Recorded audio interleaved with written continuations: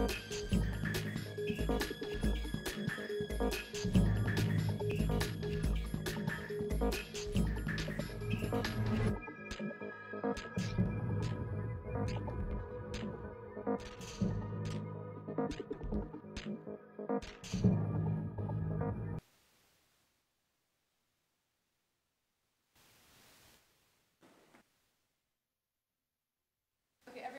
me now? Better? Check, check. Okay, great. Good morning, everyone, and welcome to the City Council, Boston City Council's Ionella Chamber. My name is Michelle Wu, and I'm chair of our Council Committee on Planning, Development, and Transportation. I'm joined by my colleague, City Councilor from District 2, Ed Flynn, and my City Councilor, District 5, Tim McCarthy, and I'm sure others will be joining us as well.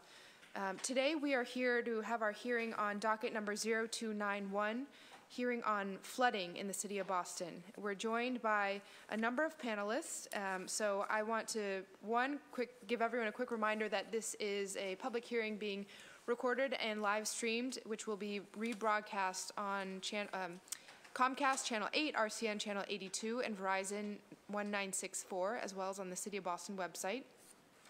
So just to give a quick summary of how this will work, we have our first panel representing city agencies and partners.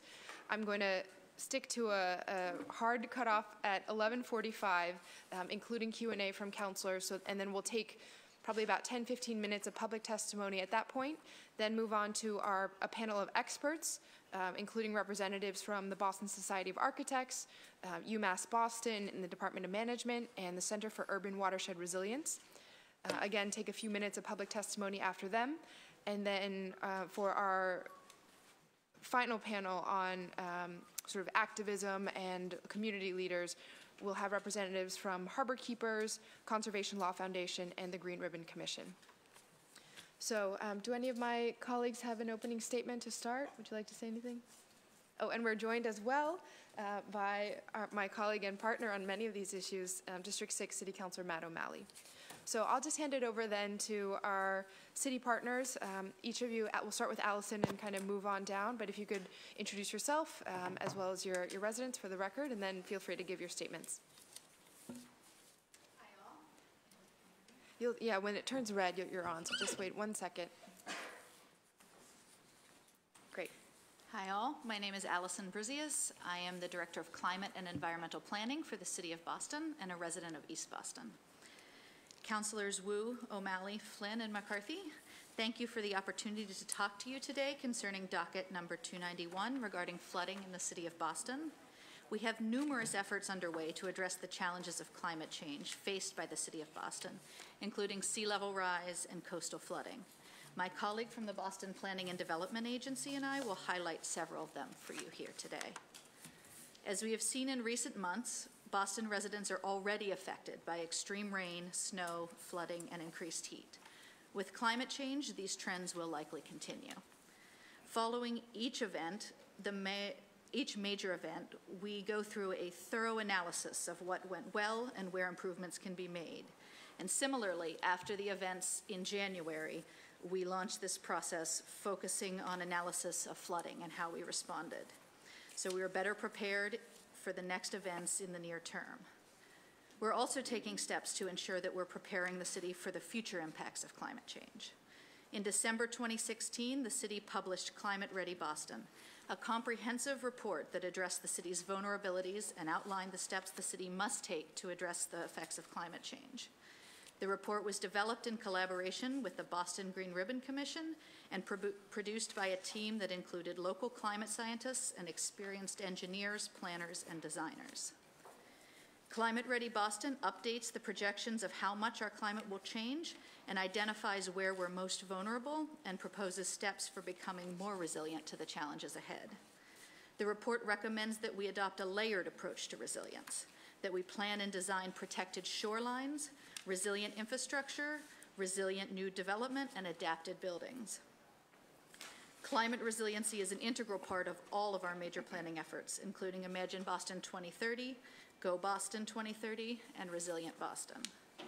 To build on that work, the city has launched projects in several neighborhoods to identify flooding solutions at the most critical flooding pathways.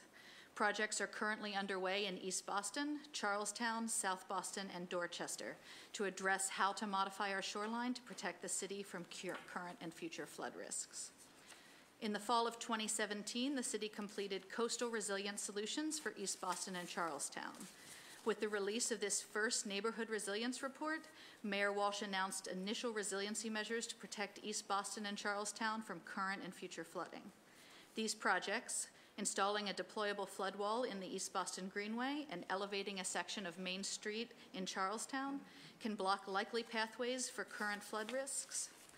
These two actions would cost less than $4 million to complete and protect more than 4,500 residents and at least 130 businesses, and some critical infrastructure such as transportation tunnels.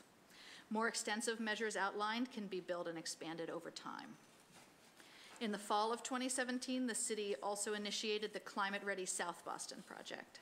Similar to the East Boston and Charlestown projects, this one will identify the short and long-term solutions that protect South Boston and pathways into the rest of the city.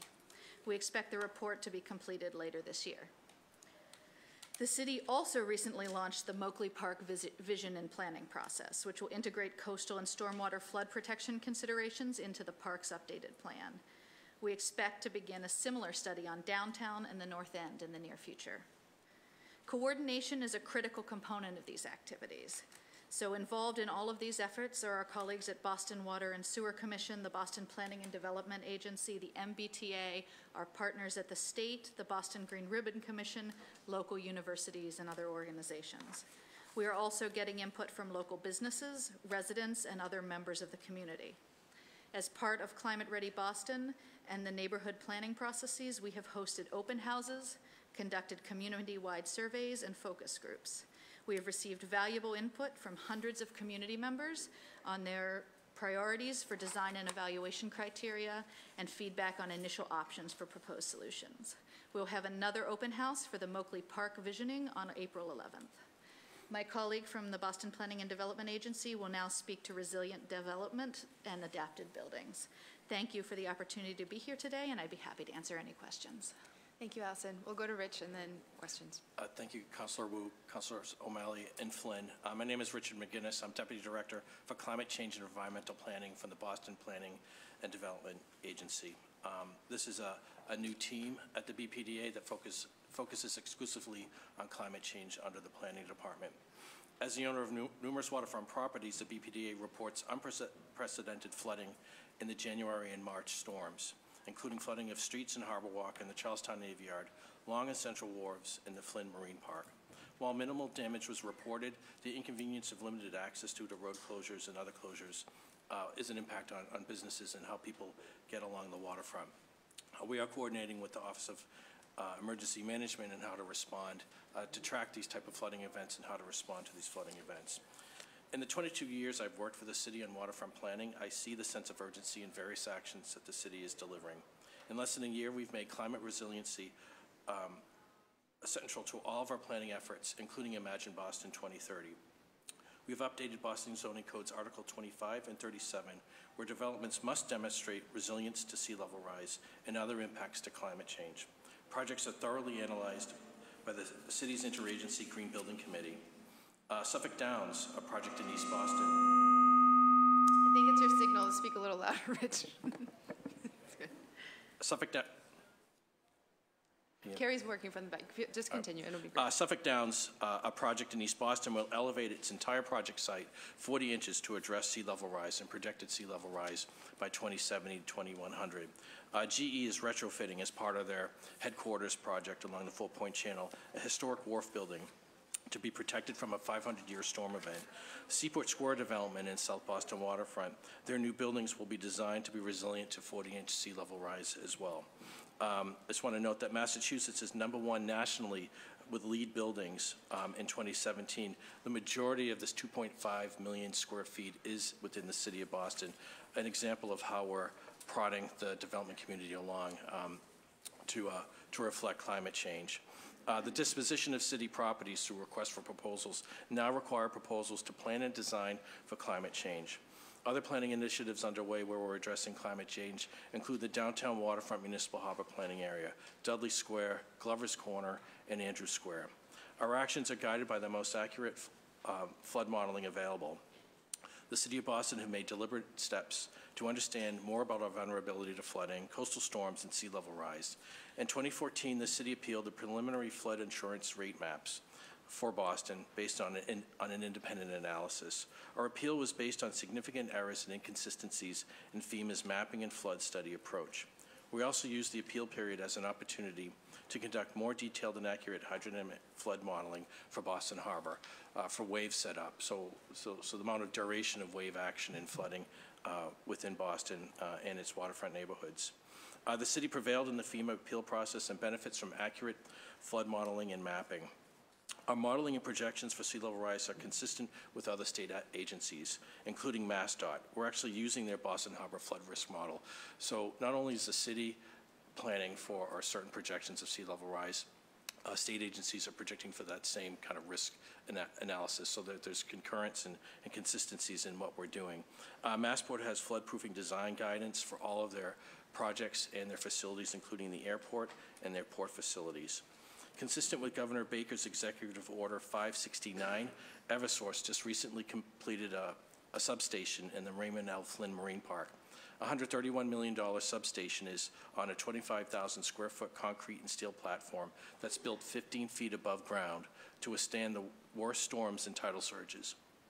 To support that platform, nearly 500 pilings were drilled as deep as 80 feet into the ground, an example of how the utilities are responding to sea level rise and coastal flooding.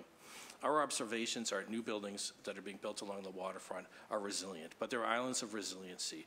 The roadways going to and along these buildings are vulnerable to flooding, but our greatest vulnerability is older buildings. We value our historic buildings, the authentic streetscape of the city. How do we retrofit and adapt these architectural assets, dry-proof them from flooding?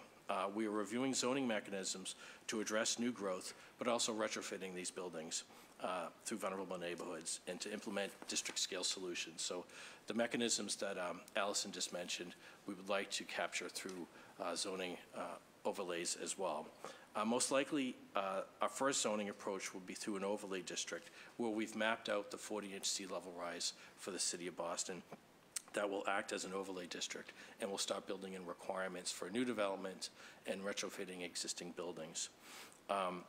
We are challenged by the implementation of these district-scale solutions that's coming up in our South Boston Climate Ready process. This includes permitting. How do you alter the shoreline of Boston Harbor? How do you fill Boston Harbor? These are things that we're working with various federal and state agencies, including the Army Corps of Engineers. Governance, so who manages and operates these flood defense mechanisms? If they're going to act like parks or physical structures, who implements them and maintains them from day to day? And also funding. That's another greater challenge, is how are these mechanisms funded and maintained throughout the flood risks? We thank the Council's input and collaboration on particularly the topic of funding. A little bit of upbeat news is that Boston has tackled these complex flooding and environmental concerns in the past. After the 1950s hurricane, the state mobilized the Metropolitan District Commission to take on flood control measures throughout the Commonwealth, but particularly in Boston. That included dredging and altering the Neponset River, altering the Charles River. They took over the dams throughout the Commonwealth. So that's just an example how a state agency was modified to address flooding risks at that time. The Boston Harbor cleanup, the formation of the MWRA, is an example of how you've got a state agency that was created to build and implement a district-scale sewage pollution correction, not just for the city of Boston, but for 40 communities that dump their sewage into Boston Harbor. And also the Central Artery Project. With the Central Artery Project, we saw advanced engineering that no one had seen before throughout the world, including freezing of land and jacking tunnel sections under rails, excavating the harbor floor for new tunnel sections. So these things are achievable, but they require collaboration at every level with the federal government, state government, and at the local level. Thank you. Thank you. And I believe Chris is here to answer any questions that you're on hand as a member of the team that Rich described. So I want to again, keep us to schedule, so I'll just make a few statements and then save my questions for the end. I'll give colleagues each 5 minutes. So one, I think the reasons why we're here are pretty clear. You all are on top of every weather-related projection and all the cleanup as well. Unfortunately, this hearing was called after the first of the storms, and there have been more since then, since we got this scheduled. So my goal is to help, if I can, move us beyond planning or to match the planning with implementation, getting beyond guidance to legal requirements. And similarly, we heard a lot of the ways that larger commercial developments are working with the city or receiving input from the city, but also moving us to residential and sort of citywide small business and homes that are affected. We had one bit of testimony submitted from a residential building that they suffered, let's see, $150,000 in repairs just for the first flood, from remediation and restoration, repainting, emergency response, all of this. So it's time after time, the costs are really piling up. And then finally, wanting to get into some of the questions that you had said, specifically permitting, governance, funding. So I'll leave it at there for me and move to the first round of questions from, again, my colleague Ed Flynn, District 2. Thank you, Rich. I just had one quick question. During the recent flooding in January, many vehicles had a difficult time getting down to the seaport or Fort Point. A lot of it was blocked off. But if there was some type of major incident or we needed an evacuation of people from that neighborhood, are we considering that option, or are we considering what could happen if we don't have access to the roads for emergency vehicles? We are. After the January 4th storm, the mayor organized all city departments to meet and report back on the impacts of flooding. And like you acknowledged, I'd say the greatest impact was the flooding of the roadways and the ability for emergency vehicles to get in and out of these neighborhoods. So that's something that Boston Police and Fire Department are looking at to make sure that they have equipment that can actually drive through flooded streets and respond to emergency situations. We've heard the term to shelter in place for various buildings, but we know the Boston... Could you just pull the microphone a little closer to you? Yes, the Boston Fire Department, we've heard the term shelter in place where buildings are being designed to accommodate the residences or workers during a flood event. But if the emergency apparatus can't get to that building, then that kind of undermines that whole shelter-in-place scenario. So these are things that are under study by Boston Fire and by Boston Police. And also, do we have an effective way to communicate with people in those neighborhoods that are impacted if there was some type of an evacuation that would be called? How would we evacuate them, and what type of communication could we use to reach them? At this point, the outreach, the city sent out tips for flood proofing and flood protection before the March storms, where we just reminded people how to determine if their property is in a flood plain and how to protect and armor that property from a flood. What we'd like to do is to get to the same level of preparation and awareness of just like a winter storm, or where people are aware of the inches of snowfall, but now the inches of flooding that would occur in their neighborhood. There is a comprehensive evacuation plan for the city of Boston, but that hasn't been directly tied to the flooding events. It's other emergency events have been the focus of that evacuation procedures. But again, those are things that are under study based upon the last two flooding storms through the Office of Emergency Management. And final question, down the seaport, there's city, state, and federal property down there.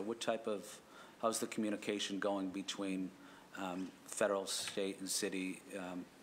How are they working? Any issues that you've seen? Is everyone part of a command center where we can exchange information easily? That will have to get back to you on the coordination for current events. For the South Boston Climate Ready process, we are coordinating with every level, including the federal government, the courthouse specifically, Massport, Mass DOT, on how that area is vulnerable to flooding and what collective actions could be done to protect that area. Thank you, Rich. Thank you, Councilor. Thank you. And before we move to Councilor McCarthy, I believe our Council President just had a quick statement and then needed to dash out. You to all my colleagues, and thank you, Councilor Wu. I got pulled into a meeting at the State House, and so we normally go in order, so thank you to my colleagues. I just have a quick statement because I can't stay for the entire hearing, and obviously it's an important one, so thank you, Councilor Wu, for calling it. I covered Dorchester and Mattapan, but Dorchester in particular, given Morrissey Boulevard and the closures because of the storms. This is an issue that is talked about all the time on the ground in Dorchester. So I would like to see, and through the chair, there were several questions proposed by several folks, including the Conservation Law Center or Law Foundation, and many others that would be really helpful if we got some robust responses to. And I think we can submit those to you guys to respond to us. Not only are they informative to bring back to our constituents, but like the chair said, they offer ways in which for us to adopt standards, codes, if we have to file ordinances to address certain things, equipping us with the knowledge that we need in order to do that. So we move a little past the planning stage until actual action, but most importantly, to the ways in which to hold ourselves accountable. So any ideas that we have, any codes or suggestions that are brought up in response to these questions, attaching timelines to these things is really important. I think if we learned anything from say Houston, we had a lot of residents, a lot of great ideas come from residents early on, and it would have cost millions, and that was frankly what turned many elected officials away. It's going to cost millions, but now they're dealing with issues in the billions. And so how can we be proactive? I look forward to being a part of this conversation.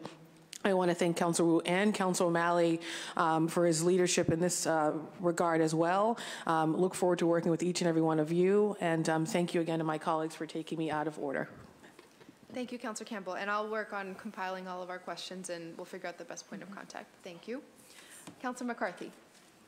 To be honest with you, District 5, I feel confident we're okay from the ocean for now. So I'm really just here to listen and learn, but thank you for being here. Thank you, Councilor McCarthy. Next is Councilor O'Malley. Thank you, Madam Chair, and thank you for your great leadership in calling this hearing on so many issues. Lady, gentlemen, good afternoon. Thank you to all who have come to participate as well. You know, I think that the good thing is we all agree that climate change is man-made and it's real and it's affecting coastal cities now, and I appreciate the work that you all have done. The only advice that I would urge you to heed is to work quickly and efficiently as possible. Again, I feel as though I'm preaching to the choir here, but we no longer have the luxury to say that we need to act on climate for our kids' and grandkids' sake. That ship has sailed. It's affecting us now.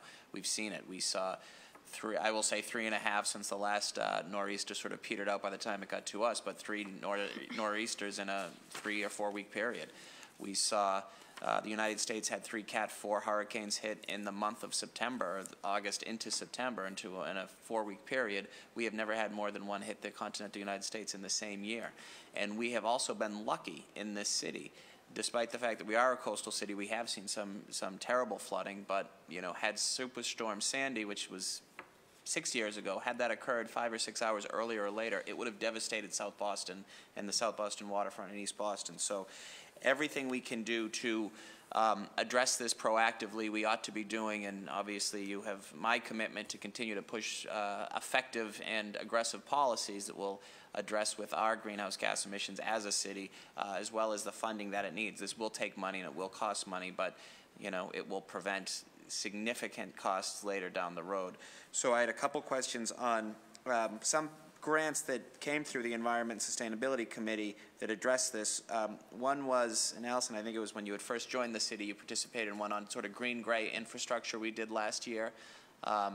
This was a state grant that would allow for both planting of trees and sort of elevated roadways. This may have been what you were talking about on Main Street, but has that money from the state been allocated and spent yet? Can you give me a little This was, and I apologize, maybe you weren't there. Several. thought, I think that was maybe before I joined. yeah, that may have been. But I guess we'll put it this way. Have we done enough with the state funds? Has there been any, have we been able to take advantage of that and other sources of revenue to address these things?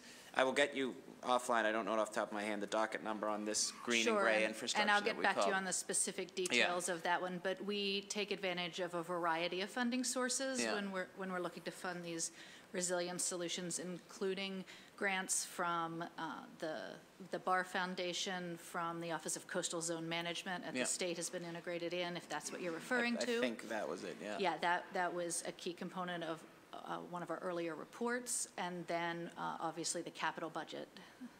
And there's, the other grant, though, I believe there has been some, the state was unable to fulfill their commitment, but this was done several years ago where, and I was very excited about it for a whole host of reasons, it would allow for the creation of PV panels on 3 community centers in Boston, including Curtis Hall and Jamaica Plain, the Jackson Man and Alston Brighton, and one in Dorchester, the name escapes me right now, that would allow for communication equipment to be used by public safety officials and first responders in the event of a, man-made or weather-related natural disaster. And I was told that while we're set to go, nothing's been done yet because the state has been unable to fulfill that. Is there any update you can provide us with that?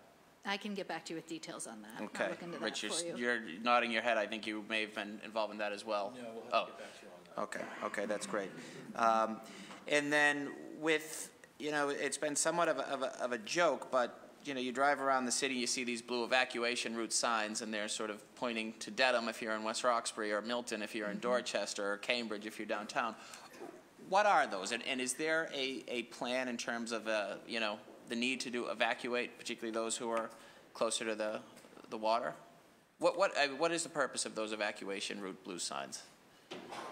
So we'll have to defer to the Office of Emergency Management on that and respond to you and have them respond directly to you how that system works. Okay, and I'm not trying to be adversarial here or put anyone on the spot, but I do think maybe part of this conversation as we continue, Madam Chair, is to sort of include emergency management because that is a key part of it. And then I guess finally, you gave over some good concrete steps that the city's taking. What, is the, I assume the EPA and FEMA aren't, in this current administration, aren't sources of revenue or support. Is that a fair assessment to make? I don't want to get too political, but my point is federal funds, I would assume, have dried up in relating to this, to prevention and flooding and weather-related devastation. Is that correct? So I believe that there are some FEMA-related grant opportunities that are still available that we are looking at as part of Climate Ready South Boston or the other neighborhood resiliency solutions, but we can get you details on that. Okay. Well, I guess my point is that clearly it's going to be up to the city and the state to do more and more and more. And that is why I've been very proud to work with so many of my colleagues on what we hope to get net zero carbon during taking advantage of this building boom in Boston, really incentivizing large, medium, and even small-scale developments to not only offset their use of power and make them more environmentally sustainable and friendly, but also address to the fact that they can build smarter to prevent the anti-flooding, to prevent longer sustainability. So I think it's a nice marriage of the two issues, and look to continue to work with all of you. BPDA has been a great partner through this process, so I'm grateful for that as well. Well, we do qualify for like the pre-disaster mitigation funds from FEMA. The Full Point Channel would qualify for that because it's an existing floodplain, but we're ahead of other cities where we're predicting for future floodplains, and that's something that the federal government doesn't recognize. Yeah. If you see the work that's occurring in New York, New Orleans, Miami, they're all focused on their current flood risks. We're looking beyond that. So that's where there are no resources available. And we have to be careful about applying for infrastructure grants, because I believe they would not fund any enhancements to an infrastructure project if it would protect the city from a future flood. They're very careful about how these things are designed and to what elevation. Okay. Thank you. Thank you. Thank you, Councilor O'Malley. Councilor Edwards. Thank you very much, and I just wanted to also thank Councillor Wu and Councillor O'Malley for your leadership in this conversation that is very much needed.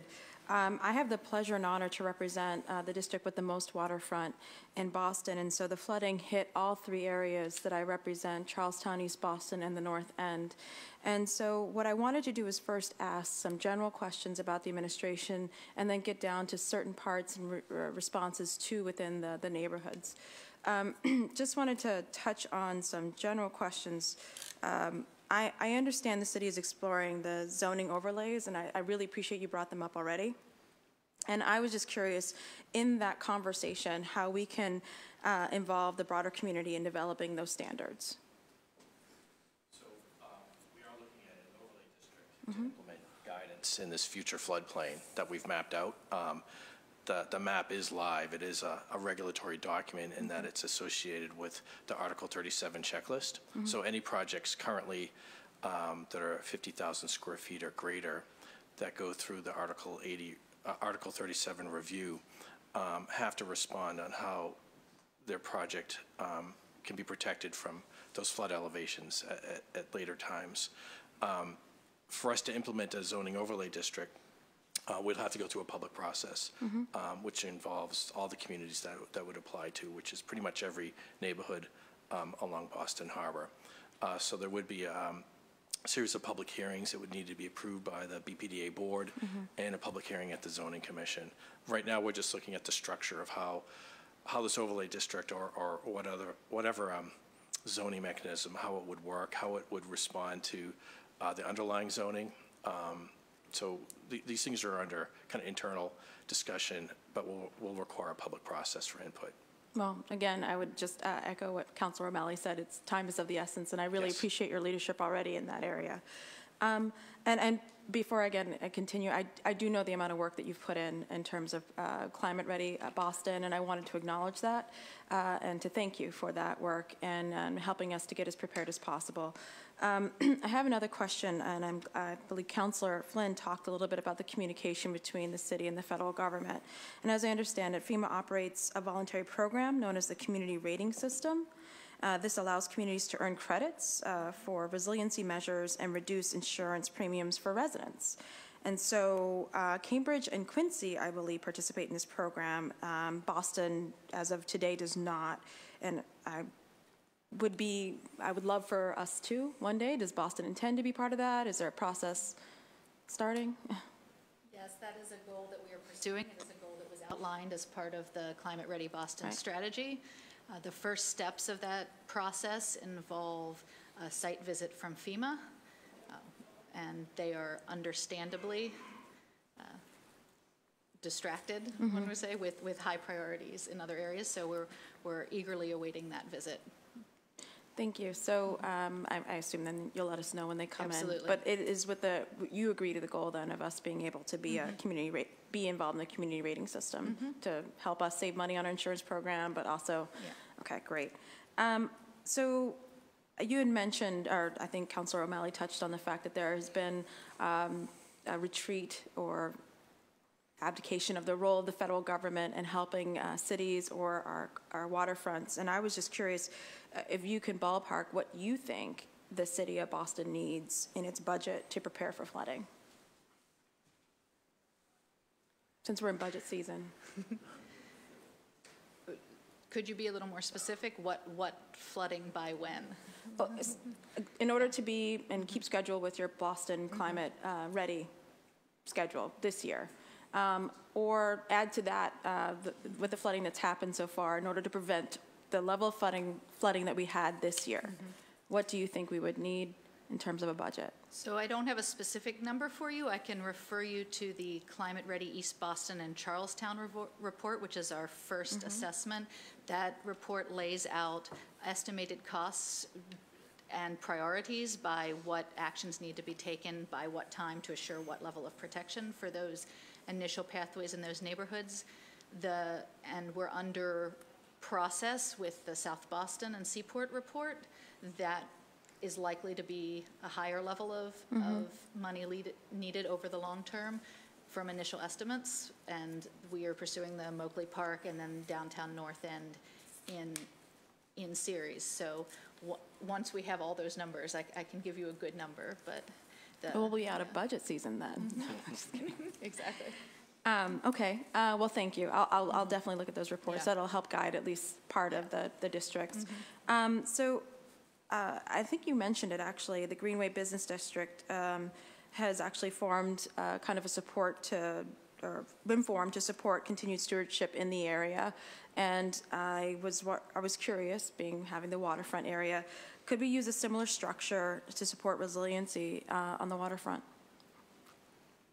You could, and those are models that we're looking at, but it may be more of a government responsibility since it is going to require significant capital investments, may require federal or state grants and long-term maintenance, but pooling funds through a bid district is one example that we're looking at on how to kind of implement these flood defense mechanisms in the neighborhoods.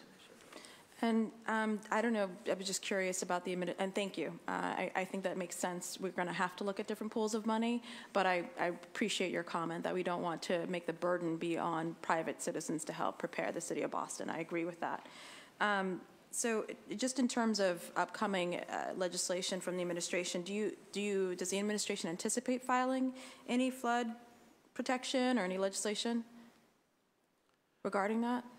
I think we're still in the discovery mode where we're trying to understand the vulnerabilities of our neighborhoods, what these mechanisms or structures are physically, how do we secure the right-of-way, that may require legislation, how do we fund a public investment on private property is another thing that may require legislation. We're not at that point where we've flagged specific solutions, but I think every layer we've done, East Boston, Charlestown picked up challenges and more so in South Boston, particularly with governance and funding. But these are all things that are under study and we'll be reporting out probably in May with Climate Ready South Boston. I think later this year, we will expect to have that report out. And as Rich says, as we start to understand and develop not just one resilience report, but multiples, we can start to see the scale across the city. And then we're in a period where we can understand what sorts of legislation or other approaches are necessary to tackle those challenges. Thank you. And then just a couple more, sorry. In 2013, the city of Boston considered creating a local wetlands ordinance under the Wetlands Protection Act. The Conservation Commission actually held a number of listening sessions about this, and I was just curious, do you have any sense of where those conversations landed, whether this is a tool that we're going to explore? Has the administration decided to abandon that effort? No, it is a thing that we continue to explore and review and is under active consideration. I'll just have one more and then I'll wait for the second round.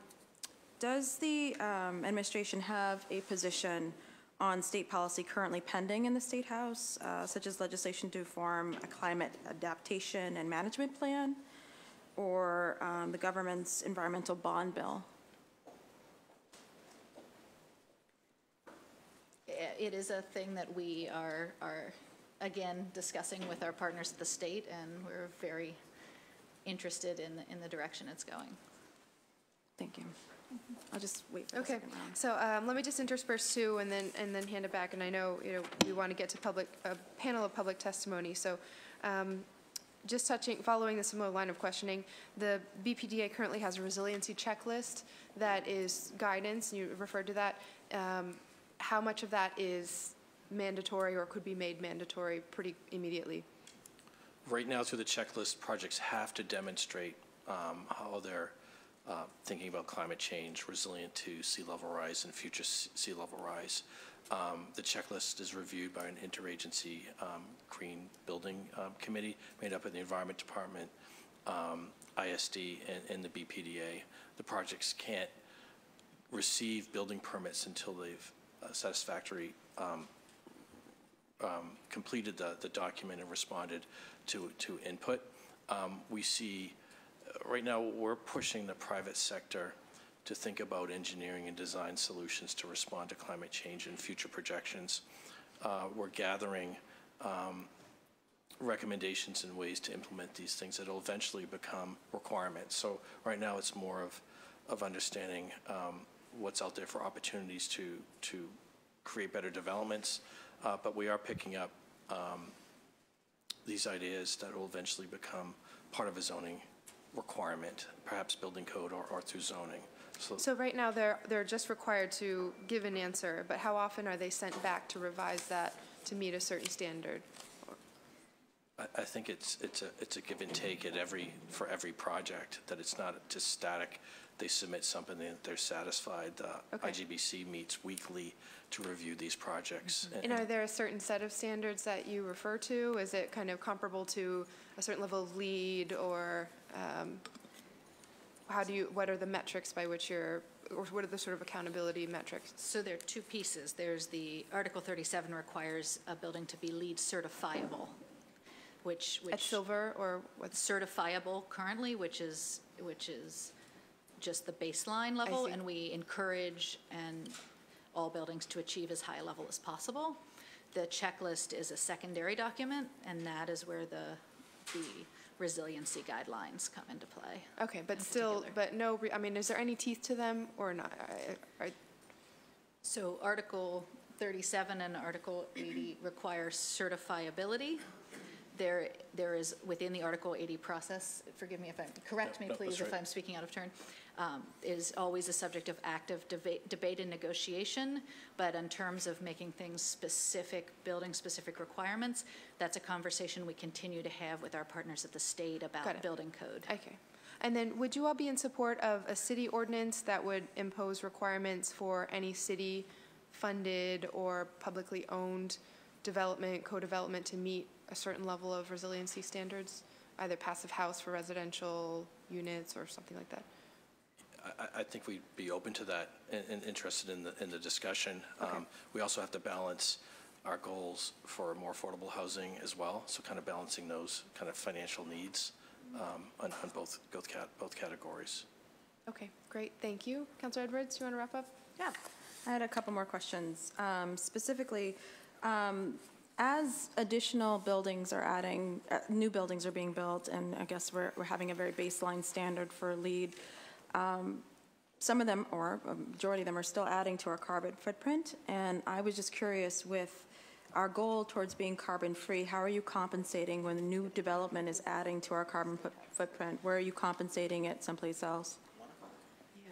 So, as you mentioned, we have a carbon neutrality goal in the city, and our current process is called Carbon Free Boston. That is a project to analyze the greenhouse gas reduction potential, costs and benefits of policies that could take us to carbon neutrality. New buildings are a key segment of our emissions, and they're a segment that's being actively analyzed in that process. So secondarily, I would, Rich, do you want to talk about the climate change checklist carbon neutrality goals, or do you want to get into that?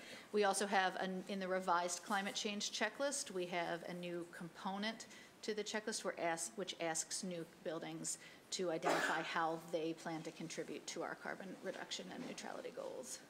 Thank you. And then, and I'm glad you agreed that, climate change is a man-made issue, and that we all have a part to play in making sure that we are reducing climate change. So I'm curious in terms of I guess I'm confused oftentimes by the city's policy of continuing to support or greenlight natural gas projects, and why we are moving in that direction or still allowing that to happen when I feel resiliency would push us towards electrical energy, solar, in our infrastructure. So why are we supporting infrastructure for fossil fuels at all? New ones at that. So when I talk about our carbon-free Boston project, we're evaluating all options that get us to carbon neutrality, including transition. So we have to take into account transition times and pathways and costs. We need to get there, but we need to get there in a cost-effective and efficient way that balances the city of Boston's goals. Right? We can't pick a solution first without knowing all the baseline information, and second without understanding what the real costs and benefits of that action are. And I completely agree with that analysis. I think that's extremely important, and I appreciate the pressure that you're under in terms of looking at this. But again, this is about new infrastructure that we're creating that's fossil fuel dependent, and I think that that's where, when we have a goal of being climate carbon free, and then also supporting again new infrastructure for fossil fuels, that's where the city seems to be. Well, I'm definitely confused about the city's position or how it's going to get there. Our position is that, no, I understand your question. Our position is that we want to have all the best information available before we make very impactful decisions for the city. And so when we have that correct, independently verified information that we can all work from, then we come together as part of our climate action planning process and we can begin to make those choices. Just specifically about the district, Rich, you had mentioned a substation in South Boston? Yes. Yes. And so, as you know, there's a substation project proposed in East Boston, and you specifically laid out ways in which that substation design was becoming, or at least climate ready. Could you walk me through that again? So it's a substation in the Flynn Marine Park that Eversource completed, I believe, 2 years ago. And it's elevated 15 feet. It's on pilings that would withstand wave action and velocity. I think the substation you're referencing in East Boston is the one on Condor Street. It would have to do the same thing, where it's elevated and protected from the floodplain, but also projected floodplain, not just the flooding risks that are along the Chelsea Creek at the moment. But those are things that Eversource could do, including a significant elevation and also armoring the footings to be protected by debris, but also wave action. Is there any movement in the administration to not only, as we're seeing that substations are coming, but how we're monitoring the use that they're trying to meet, and if there's any reduction in the use that they're trying to meet? Is the city asking that there's a coming back to the table about whether we continue to need the substation? Is there any movement in the administration to ask about other ways of collecting energy, solar energy, that would help meet the needs of neighborhoods? Is there any conversation about that? So we always have active and ongoing conversations about sourcing more of our energy from renewable sources and promoting resiliency with the grid and other things. So there are a number of activities that are going in that direction. And to your comment about, again, the agencies working together, we had flooding in Charlestown that was actually pretty far away from the waterway, but it was built on an old river that's been filled in. And one of the hardest things was trying to navigate the folks in Charlestown between the city and the Boston Water and Sewer, because they had sewage back into their homes. And so that conversation resulted in basically everyone saying nothing we can do. And I would really love to continue to talk with the city about that conversation, especially with Boston Water and Sewage, about how when there is a backage of sewage into someone's home due to flooding, how the city could be holding either Boston or partnering with them to make sure that folks aren't just left with that sewage. We can follow up with Boston Water and Sewer on that issue. So Happily, they were stating that it wasn't in their jurisdiction. It wasn't in their jurisdiction, okay. And so they were in and out of the floodplain. There was an issue of whether they had the insurance, they didn't, and it was a horrible position to be in. To have that in your basement. Yeah, if you can provide us more information Absolutely. Afterwards, we can look into it. And speaking of which, looking into it, I know that there were several photos of flooding in the North End that were sent to show, and Charlestown's Navy Yard.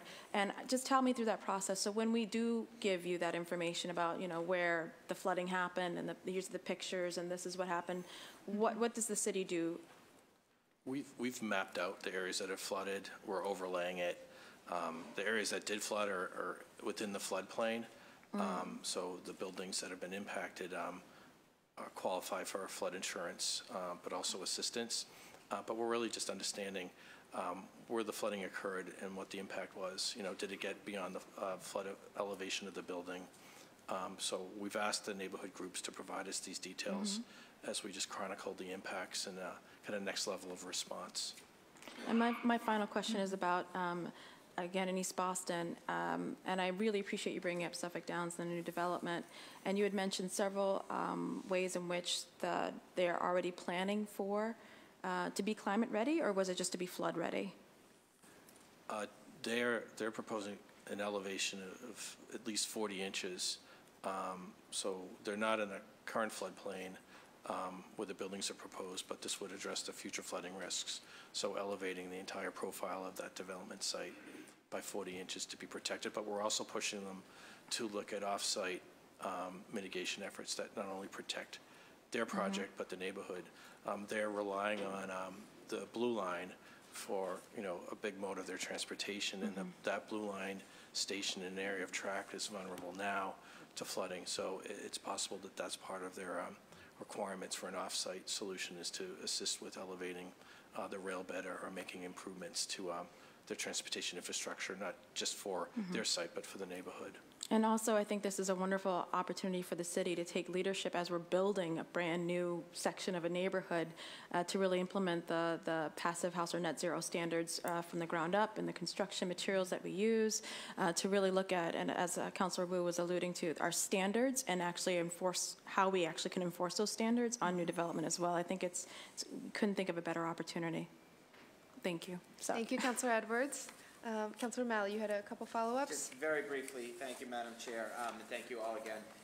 To follow up on a point that Councilor Wu and Councilor Edwards just echoed, and Rich, appreciate the point about balancing the affordability aspect, which is crucial, we all think, with standards that will could potentially save houses. I'd urge you to study what's been happening in the Commonwealth of Pennsylvania, where they've actually been able to use a model passive house with building affordable housing and affordable homes. It has been tremendously successful. I look forward to us implementing the same thing here. So I always say every fiscal conservative ought to be an environmentalist, because the costs are so much lower to run a house that's built well. Two quick questions more specifically on today's topic. Have any of you studied what they're doing in China as it relates to so-called sponge cities? Are you familiar with the term? We are, yeah. The Sponge District. We're actually looking at those opportunities for Glover's Corner. So we're doing a planning process for Glover's Corner that's not at risk for coastal flooding, but it's a basin and it floods. So we're looking at ways to build out that neighborhood where it can absorb its storm water and not deflect it to other neighborhoods or dump it into the system. So we are familiar with the this one study I saw, for those that don't know, it's basically, it sounds sort of a porous foundation that captures something like 70 or 80% of the rainwater as it falls. So it sounds like some really interesting, innovative things are happening. I wonder, is there a particular city or state that has really sort of set the gold standard on addressing sort of these things that we've studied, or you all studied? I think those examples in China, where they have dramatic growth and density, are good examples to look at. They also have a lot of riverine flooding. In Glover's Corner, we're looking at detention basins, but also hard tanks and other things that could be put underground that would hold the water during extreme precipitation. Gotcha. And I stepped out for a minute, and I apologize if we went over this, but was there any talk about a sea barrier arc in Boston Harbor? I know that had been talked about before. Did you guys address that today, or? So a sea barrier there's an initial feasibility study that's being handled by UMass Boston, and we expect to see that report released in the near future. Do you have any idea what the cost would be for something like that? Substantial, I would imagine. Yeah. UMass. Fantastic. Well, then I will maybe end speak it to with that, Madam Chair, and we'll look forward to asking UMass. So thank you. Thank you all. Thank you, and I want to thank Councilor Asabi George for being here as well. Do you have any questions? Okay.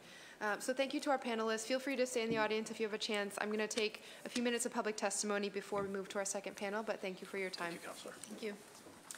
So the panelists who are the residents and guests who could make your way down to testify, I'll name a couple names, and you can kind of gather at either one of these public microphones. Steve Hollinger, Ivy St. John, Jill Horwood, and Amber Christofferson. 1 second. Are we good on the mics, Carrie, for testimony? I don't think Carrie's into it. Oh, Carrie's. He's not interested in it. very excited to be able to take a vacation.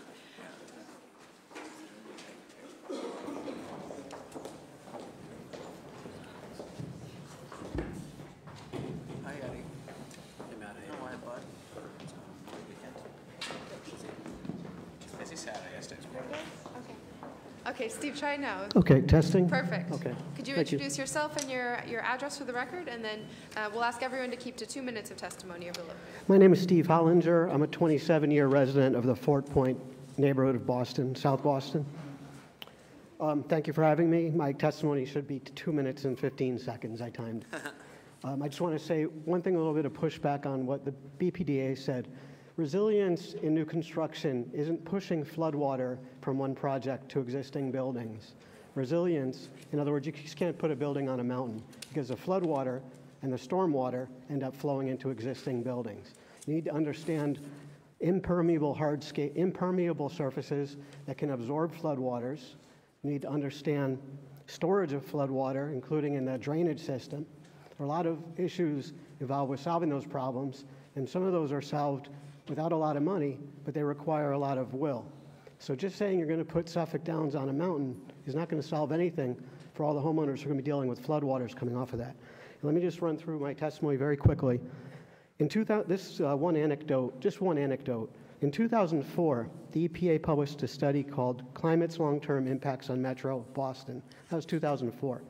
In 2017, the BPDA approved amendments to an existing 23-acre Seaport Square master plan. The amended master plan added 1.4 million square feet of new building massing to the already approved 6.3 million square feet of commercial projects. With the 2017 PDA amendment, BPDA approved Harbor Way, a 1.6-acre pedestrian path and central courtyard designed with an intention to create an outdoor retail corridor. Harbor Way replaced an approximately 1-acre recreational park, permeable green space, that had been approved in the 2010 master plan. Harbor Way is designed to be 85% hardscape, 15% grass.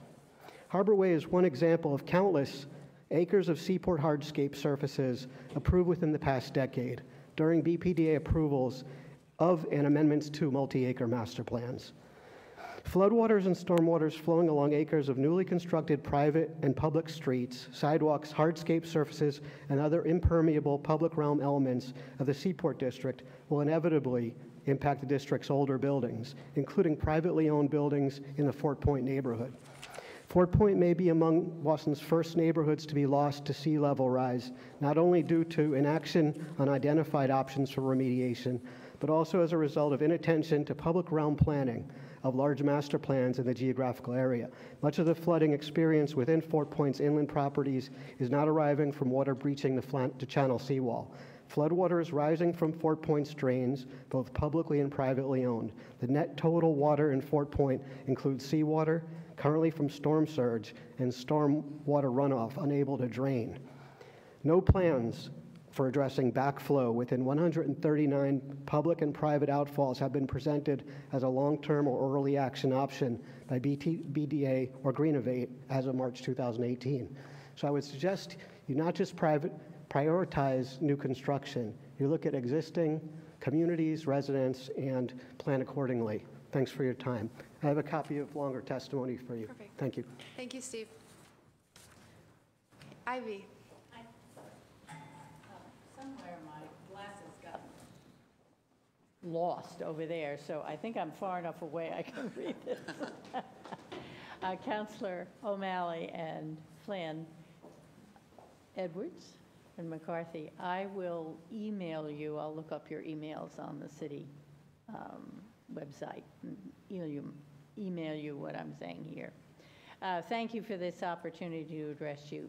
Again, speaking for the 500-plus folks who are looking for a chance to compare the Boston Transportation Department's design to the Northeastern Professor Peter First design for the Rutherford Avenue corridor.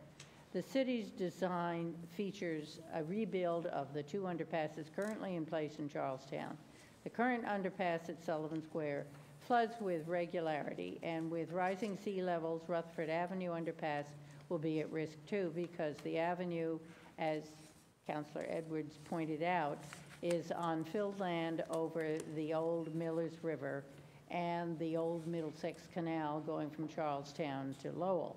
As you all are well aware, the RCIC has supported a surface design as a more effective and flexible design for moving the volume of traffic now and expected in the future.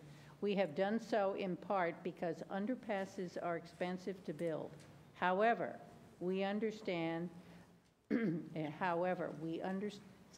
a minute, okay. We understand that Professor Firth has developed an additional design for Sullivan Square, completing his examination of the Rutherford Avenue corridor, which features a reduced and sized underpass and a better surface design, street design. Underpasses are expensive and prone to flooding. Therefore, it is critical that they be very carefully constructed to avoid flooding, endangering evacuation routes. And I believe that was your concern, Councillor Flynn. As demonstrated, as a demonstration of the vulnerability to flooding in Charlestown, I have attached a report by the Navy, of the Navy Yard by Lois Siegelman, who is president of the Friends of the Charlestown Navy Yard. And we have included a daunting picture of the Flatley property at Schraff Center.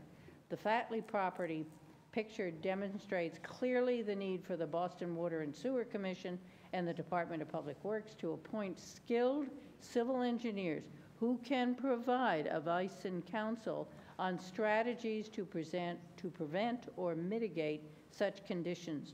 For those homes that cannot support the repairs and installation of devices to block storm drains and sewer lines, the city should and must establish a revolving loan fund or grant program to assist these homeowners when sewer or sea level back up into their homes. Councillor Edwards referenced some of that happening in Charlestown.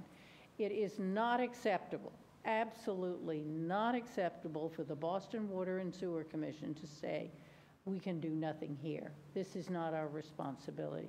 That is not an appropriate response from a city agency. Thank you again for this opportunity to speak. We hope that you are listening and can persuade the city to be more proactive in assisting residents in flooding conditions and to be more engaged in consideration of a careful design for Rutherford Avenue corridor. Thank you. Thank you, Ivy. Jill? Good afternoon. My name is Jill Valdez-Howard. I'm the Director of Policy for Boston Harbor Now, a nonprofit focused on optimizing the public benefits of Boston Harbor and Islands by ensuring a harbor that is climate resilient, economically thriving, welcoming, and accessible to all. I want to thank Madam Chair Wu and fellow members of the Council for the opportunity to speak to you today about the effects of coastal and inland flooding in the city of Boston. 4 nor'easters in 3 months affirms what local scientists, planners, and advocates have been cautioning. When it comes to decisions about flood-resilient infrastructure in our harbor, we need to act now. Climate data tells us we're going to get hit harder, more often, and if we fail to plan, fund, and implement solutions now, it will take us longer and cost more to recover after every storm. It's not an exaggeration to say that the future of Boston depends on us planning for these issues. Today, Boston Harbor Now would like to first acknowledge and commend Mayor Walsh and the City of Boston for their continued leadership on climate action and the planning work completed through programs like Climate Ready Boston. Second, we want to advocate for district-wide solutions to protect from the effects of climate change, not just Boston's coast, but also vulnerable inland areas and populations, the harbor islands, the working port, and neighboring coastal cities. Third, we want to highlight the importance of creating multiple benefit climate solutions. Projects like the Moakley Park Vision Plan, the East Boston Greenway, and Pierce Park 3 present opportunities to design recreational spaces that increase open space and promote public access, while also protecting our neighborhoods from major floods, extreme heat, and increased precipitation. Finally, we offer our strong support for a funding mechanism that addresses near-term resiliency solutions as well as long-term and large-scale adaptation projects. We cannot continue to focus solely on individual buildings and parcel-by-parcel strategies. Our infrastructure is as important as our buildings, and we've learned from recent storms that streets like Atlantic and Seaport Boulevard and the Aquarium T-Stop prevented access to buildings that were otherwise prepared to withstand flooding. The development of Climate Ready Boston neighborhood-specific solutions propose a number of multiple benefit projects and are examples of the kind of neighborhood-level solutions our city needs. But these projects need proper funding. Advocacy groups, foundations, and the private sector will need to work together, but cannot solve this problem on their own. We need civic leaders like you to consider options that will create the funding sources our city needs to prepare for future sea level rise and climate change. From creating resilient incentives and regulations that stick to buildings, not to property owners, to large-scale funding bills, we should look to other coastal cities that have grappled with similar funding concerns. For example, in September of 2016, Washington, D.C.'s Water and Sewer Authority and investors Goldman Sachs and Calvert Foundation issued a $25 million environmental impact bond to finance the construction of green infrastructure to manage stormwater runoff. The first of its kind, the bill was structured to limit financial risk to D.C. Water if the performance of the green infrastructure was less than anticipated, and financially reward investors if the performance exceeded expectations. Last October, the City of Miami approved the $400 million Miami Forever bond bill. The bond funds a series of construction projects focused on preparing and protecting the city's waterfront and community by investing a total of $192 million on flood prevention and sea level rise. The bottom line is, and to address Councilor Edwards' earlier inquiry, we have learned from an independent analysis by the Multi-Hazard Mitigation Council that every dollar spent on mitigation saves society an average of $6 in the long run. One of Mayor Walsh's commitments laid out in the Climate Ready Boston report is to ensure that climate change solutions are built with input from affected communities and respond to their needs in order to address the regional impacts we face against increased storms and frequent flooding. Programs like DC Water and Miami Forever are necessary for local government to address the climate change issues that cities and communities are facing. We would like to thank the council, the panelists, and our fellow attendees for their engagement in the conversation and commitment to the resiliency of our coastal city and surrounding communities. Boston is widely recognized as a leader on climate action, and now is the time to continue to advance our leadership even further. Boston Harbor Now, along with those in this room, and many who could not be here to testify, welcome the opportunity to work together toward our mutual goal of protecting and preparing our city for a future that will continue to thrive and adapt to the effects of climate change. Thank you for your time. Thank you, Jill. And finally, Amber. Thank you, Madam Chair Wu, and the entire Boston City Council for holding this important hearing. My name is Amber Christofferson. I'm the Greenways Director at the Mystic River Watershed Association. The Mystic River Watershed Association is a nonprofit organization founded in 1972. Our organization represents the interests of more than 500,000 residents in 22 towns and cities across the watershed. We work to restore water quality and healthy habitat, protect public health, connect people to the river, and increase resiliency to three important climate stressors: fluctuating temperatures and heat waves, fluctuating precipitation, including flash floods and flash droughts, and finally, coastal flooding and sea level rise. We have four specific concerns related to the Boston neighborhoods located in the lower Mystic River, Charlestown and East Boston. As you know, these low-lying communities are some of Boston's most vulnerable environmental justice neighborhoods. We urge the city to raise and spend the bond funding needed to implement the full Climate Ready Boston vision for Charlestown and East Boston. Second, we are concerned about toxic releases both into the Mystic and surrounding neighborhoods from current and historic industrial sites in the lower Mystic. Many of these sites lack seawalls or bulkheads or effective flood controls to prevent serious toxic chemical releases, as occurred during Hurricane Harvey in Houston. We ask that the city work with Mass DEP and the owners of these industrial sites and brownfields to prevent toxic releases and bank erosion that can contaminate surrounding neighborhoods and the Boston Harbor. Third, we are concerned about flanking of the Amelia Earhart Dam that would result in the filling of upstream neighborhoods with saltwater flooding. We ask that the city work with Somerville and Everett and the 6 abutting property owners downstream from the dam to prevent storm surges from flanking the dam and causing catastrophic saltwater flooding in upstream neighborhoods. Of these properties, 4 are in the process of elevating their properties: the Wynn Casino, the MBTA Bus Maintenance Facility, DCR's Draw 7 Park, and the Schraff Center. We do not believe that the other 2 property owners, the Exelon Mystic Generating Station Power Plant and the Gateway Center Mall, owned by DDRC, have current plans to do so. Finally, flood management projects are expensive. Because they spend money in the short term in order to protect the city from damage in the future, cost-benefit analyses often come out negative. That is, because of discount rates, the costs are shown as larger than the benefits. In order to make the most of every dollar spent, these flood management projects need to be designed to provide multiple benefits, as Jill mentioned, such as recreational open space, bike paths, water quality improvements, and/or restored habitat. These multiple benefits also provide the cost-benefit calculations needed to secure public funding. Thank you again for holding this hearing and consideration of my comments. We would be happy to work with you in the future to protect the human and natural communities of the Lower Mystic River. Thanks. Thank you, Amber. Thank you so much. And now I'd like to welcome down our second panel of experts, Wendy Goldstein, David Levy, Peter Richardson, and Jay Wickersham. Apologies, I know a few of our panelists have time constraints, so we'll get to you quickly. Make your way right down here and you can sit at the microphones.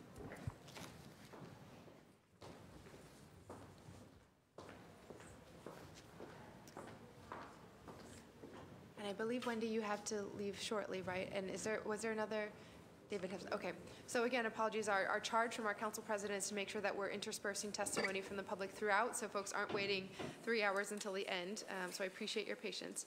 Why don't we start with Wendy then? We'll hear your testimony, your statement, and maybe take any questions, and then do the same for David. And then I think we might both have a little bit more time. Yes. Okay, great. Wendy, please. As has already been discussed by Councillor Edwards and several other people who've presented some testimony, there's the recognition that these flood issues don't happen in a simple way. Could you just introduce yourself too, please? Oh, sure. Wendy Goldsmith, Dr. Wendy Goldsmith with the Center for Urban Watershed Resilience. I've been involved for 25 years in development of policy and oversight of engineering programs in and around the Boston area in Massachusetts, and most notably after both Hurricanes Katrina and Sandy hit in New Orleans and New York metro area. So I've been involved in the policy and the practice and have recently been working on a series of European Insurance Consortium funded projects and programs to define what climate resilience means in a way that matters to the underwriters of major insurance policies. Although that's by no means a settled matter, it's getting closer, and it's always very site-specific and goal-specific as well. So going back to the issues that have been affecting some neighborhoods around Boston, you know, there's an issue that stormwater pipes work both ways. Old infrastructure doesn't often meet the known or intended design function. You know, there are often condition issues or illicit connection issues that cause water to get into or leak out of a pipe in ways that were not anticipated. This leads to the finger pointing and non-accountability issues that are often a very real and pernicious problem for property owners.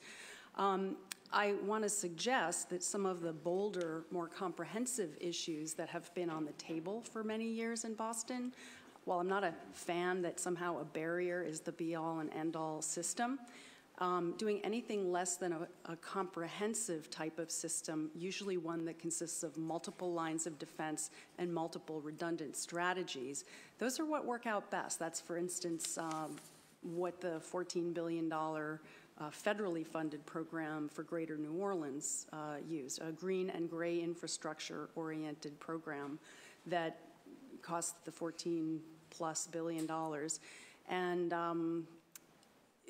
comprehensively came up with some flexibly operable barriers that could be opened and closed, pumps that could be operated this way or that way, areas to store floodwater from the ocean, floodwater from rainfall and river flooding. You know, all of these things had to work together. So you've got the idea of networks and systems and how it all plays together in both the scripted and intentional ways and also the unscripted and surprising ways. So these are things I think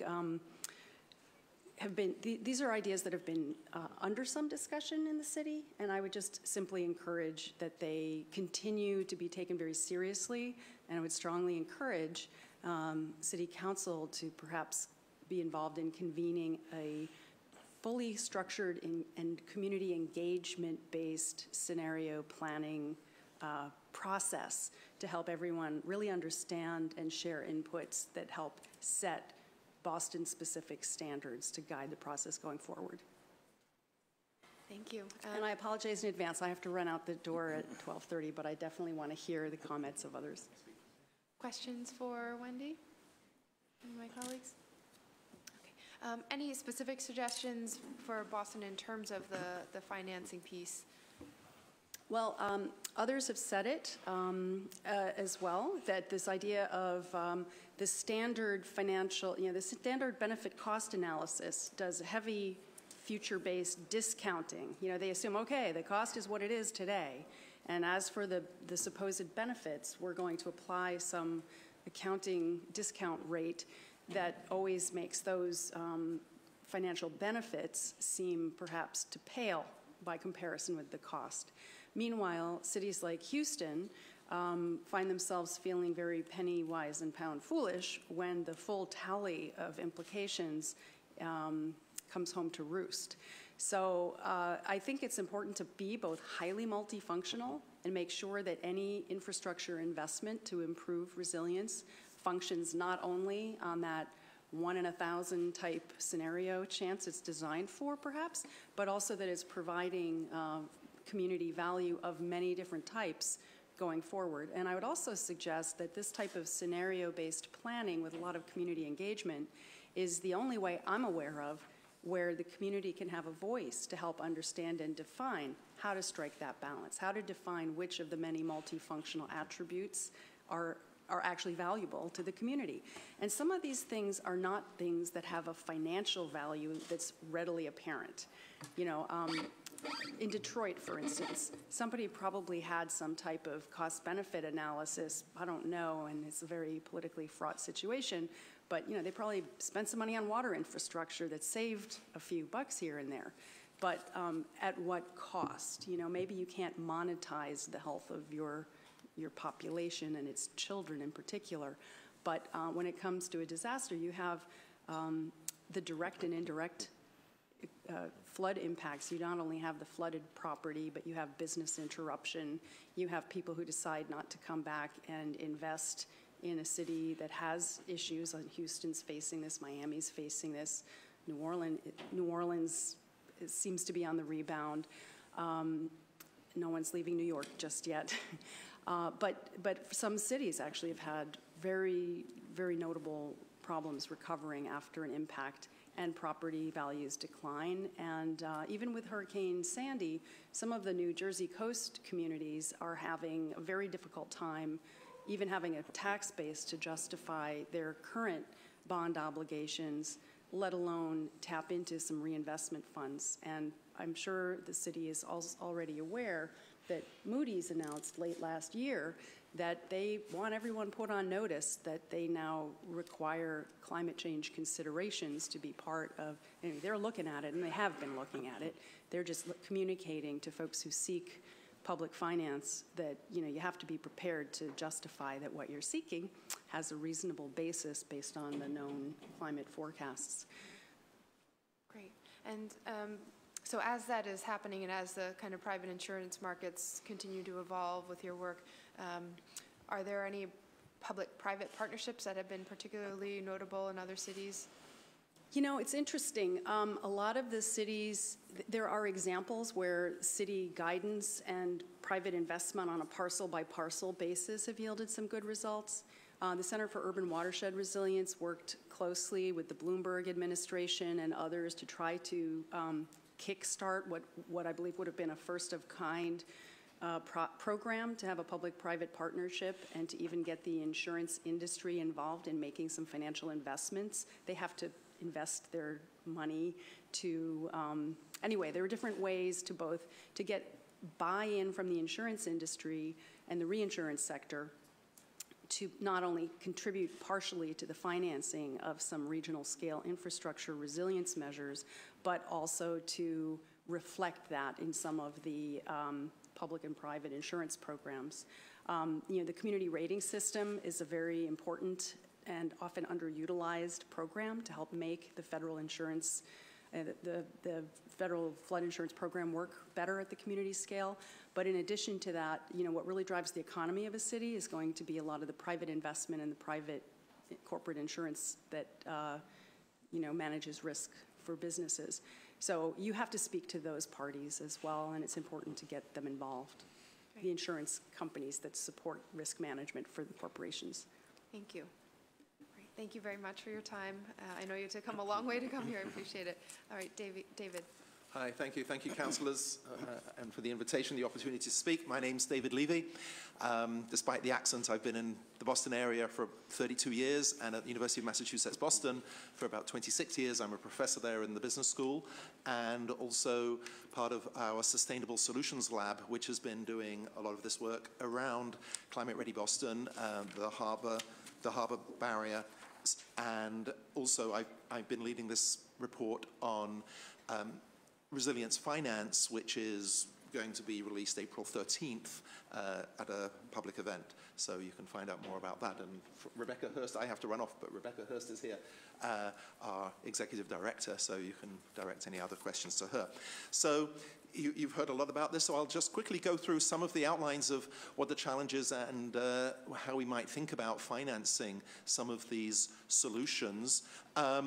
We do need to balance the expected costs of inaction, of doing nothing, the floods, the damage that gets caused, with the costs of building out resilience.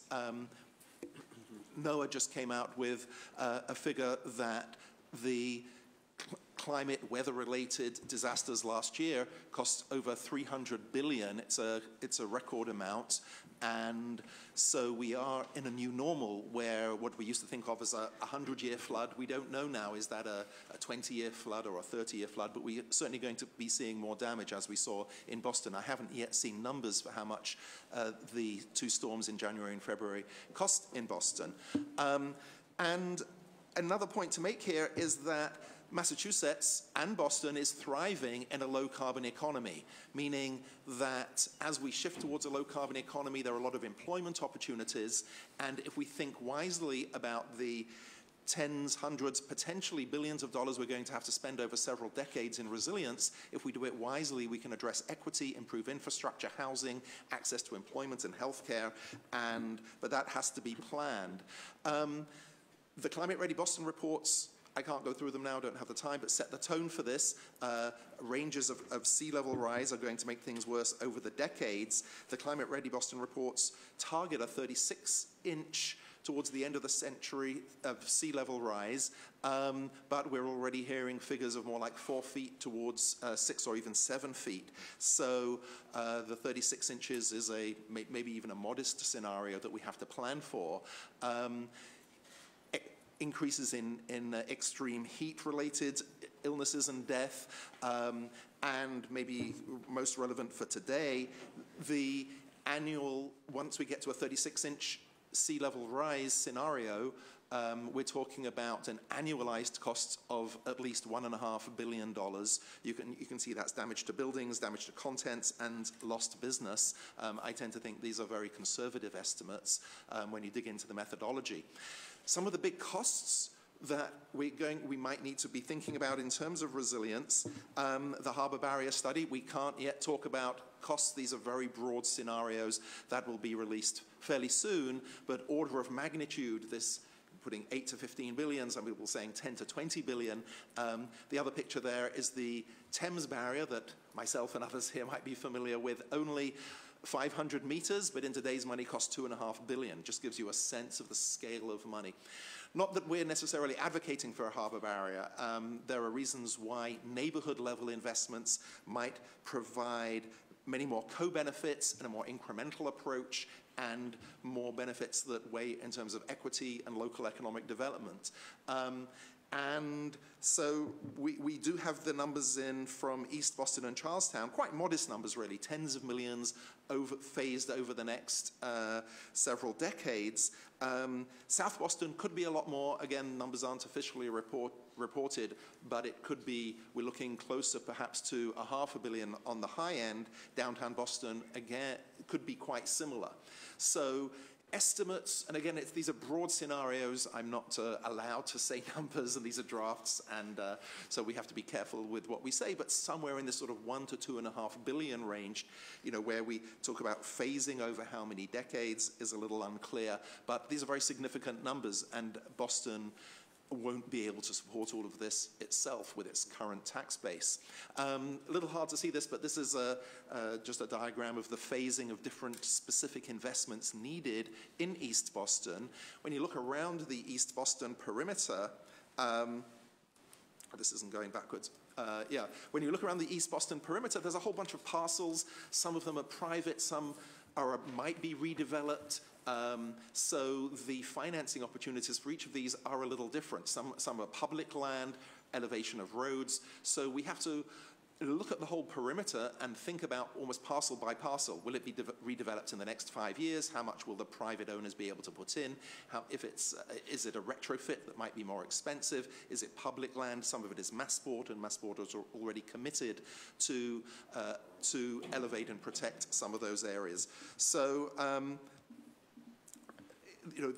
each area is complex and is going to need a much deeper dive into the parcels and the perimeter that make that up. As we invest in this, in these areas, we have to acknowledge that climate change itself is going to exacerbate vulnerabilities of various neighborhoods. The poorer neighborhoods, the vulnerable minorities in some of these areas already have lower insurance, poorer financial resources in terms of their ability to recover, less access to health care and transportation. Their housing in those areas might be less resilient for various reasons. And so it's also important to acknowledge that, understand how adaptation investments, if not done well, can exacerbate the housing affordability and accelerate gentrification, but with appropriate community engagement, we could channel these investments to reinvent parts of the city to make them both vibrant economically and sustainable and more equitable. So finance and equity, quite complex. I won't go into it all here, but sometimes there's a trade-off. Fairness in terms of people paying in relation to the protection that they're getting. That sounds fair, but might not always be equitable because low-income neighborhoods simply might not be able to afford to pay the amount of protection that's needed. So fairness and equity sometimes in tension here. And this don't seem to be moving on here by itself, so I might have to, maybe you can just press to move on there. There. Some key recommendations from the report. Too many to go through in the short time I have available, but a key aspect is using multiple layers. Just as we need multiple layers of resilience, we need multiple layers of funding from federal sources, from state, city, and from resilience districts. And the principle here is that the closer you get to being very directly protected in a resilience district, you ought to have to pay a little bit more. But on the other hand, everybody needs to pay. We need to recognize that Boston is the economic engine of the city, and if the airport goes down, the center of the city goes down, the whole of Massachusetts is affected. And of course, we have to tap federal funding to the extent that it is available. We need to be able to leverage incentives. We talked about public-private partnerships. One of the best ways to mobilize private capital is to have risk-based insurance so that private property owners do have the incentive to upgrade their own properties.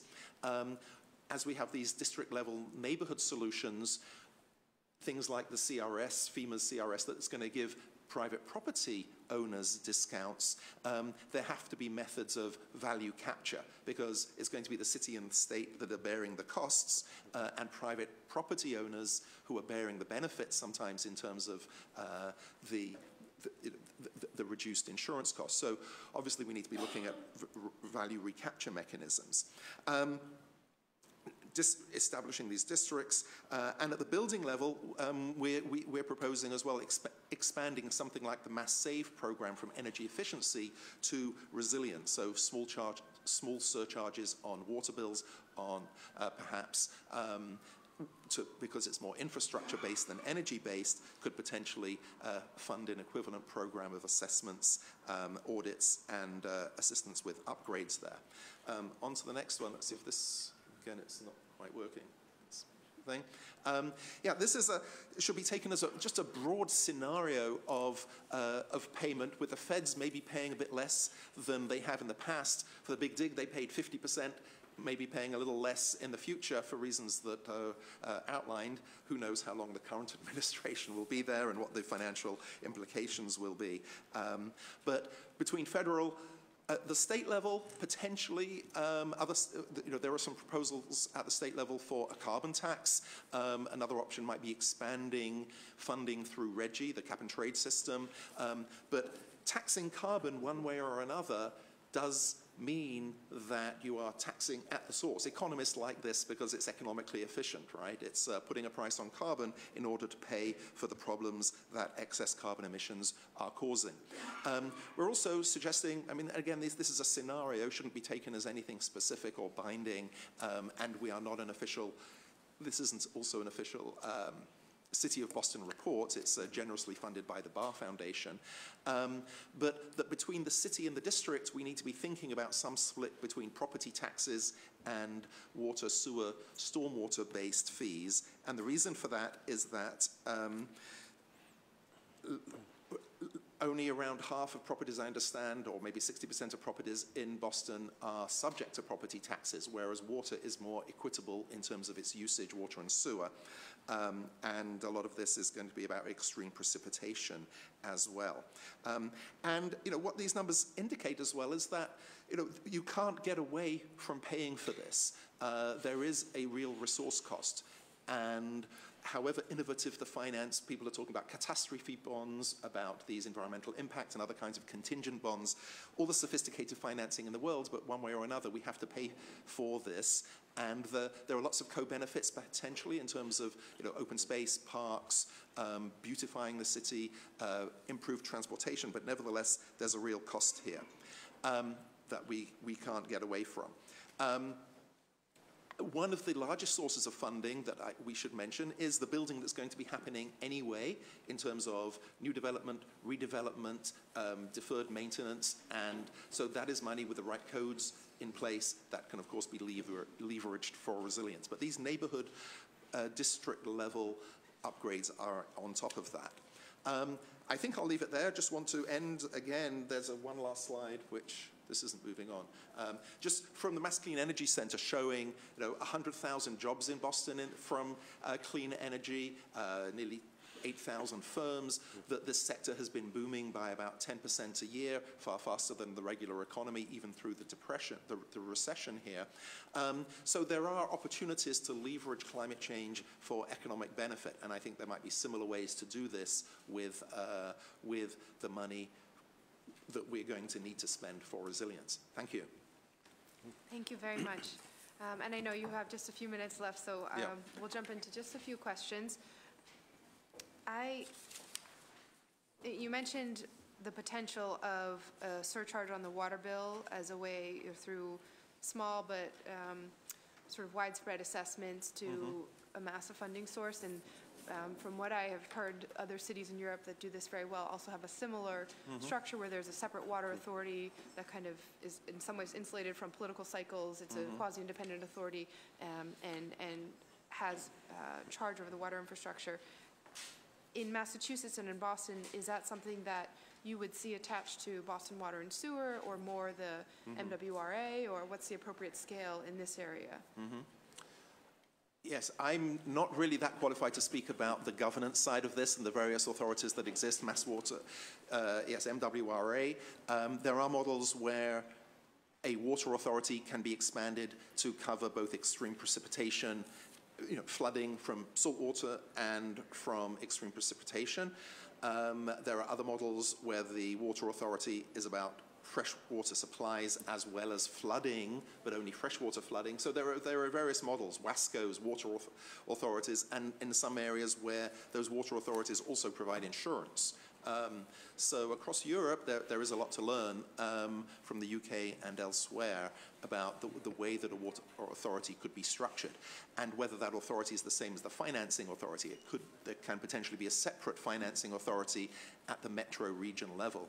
I think one of the lessons we have learned is that we have sort of a deficit of governance right at the neighborhood level, whether, East Boston, obviously we have the city, but also at the metro regional level, that Eastern Massachusetts, somewhere in between the state and the city, the region has some coordinating mechanisms, but not really governance and finance mechanisms.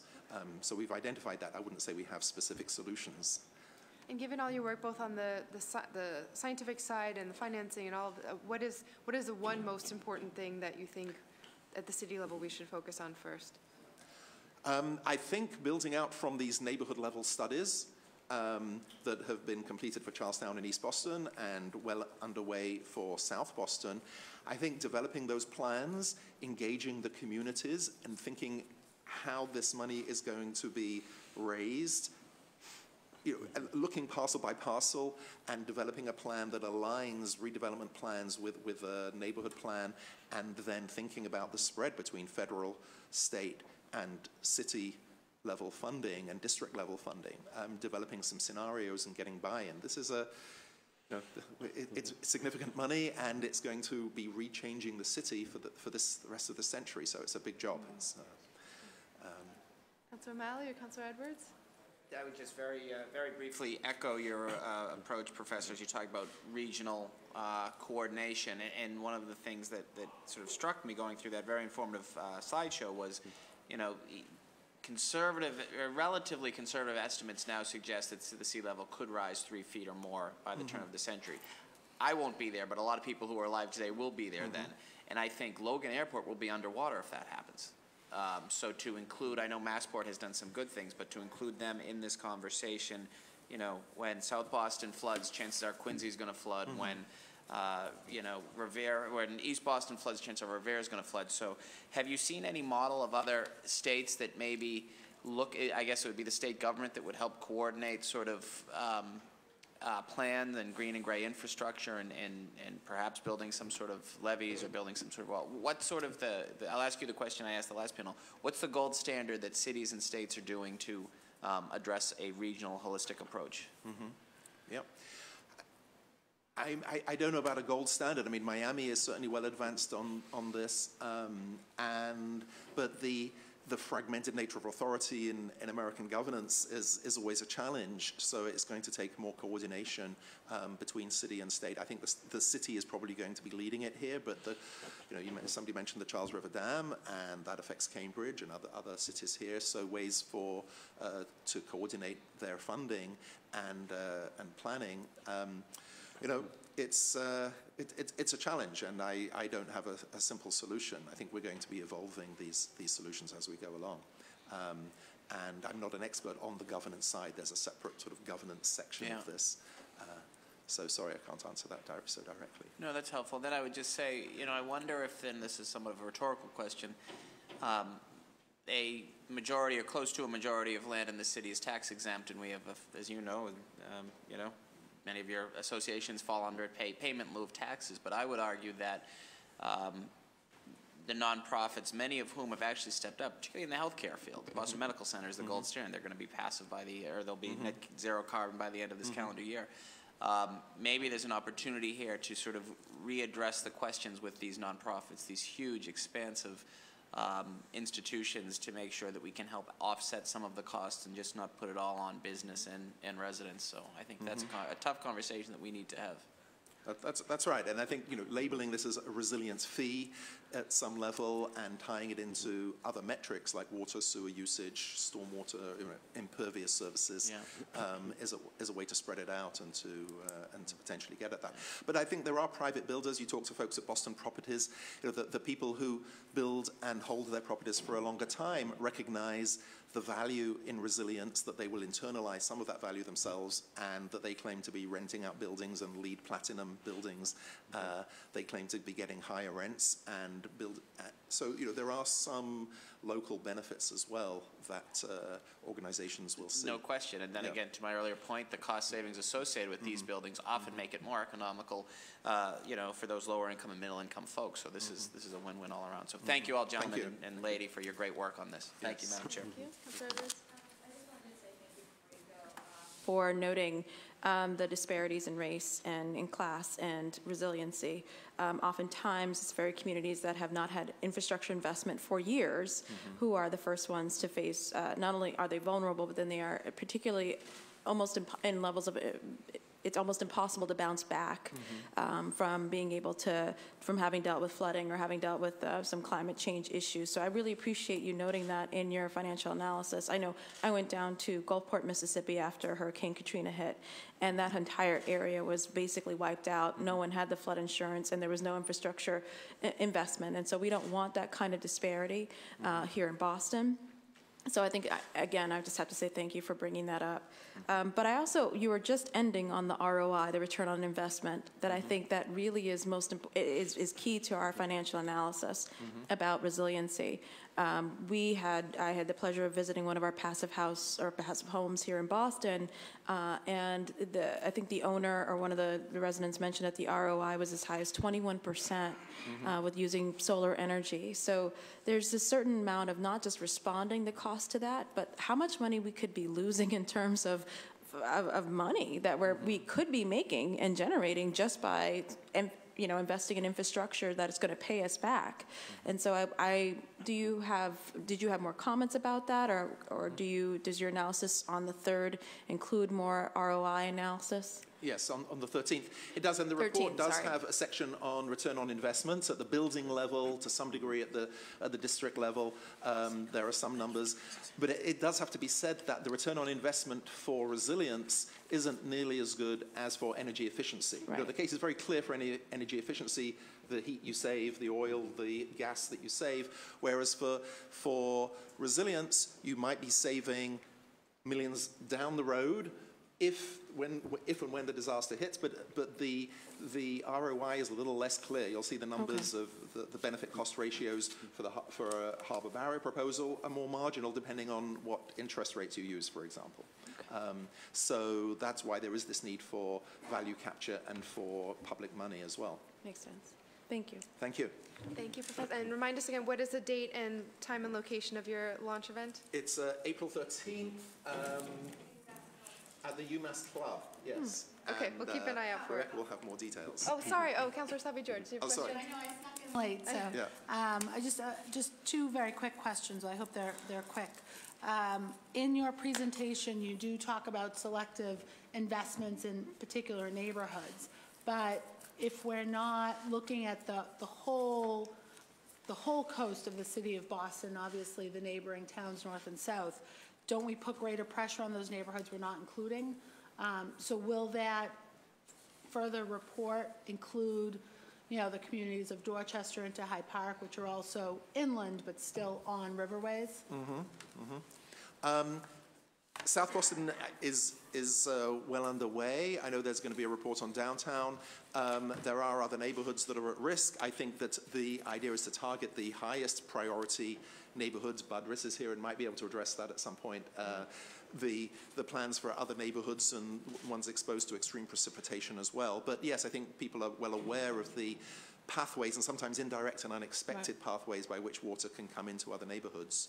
And I just worry though, if we're putting in some barriers to protect a few of the higher impact neighborhoods, that puts, that just literally, water will find its easiest, whatever, there's some sort of quote.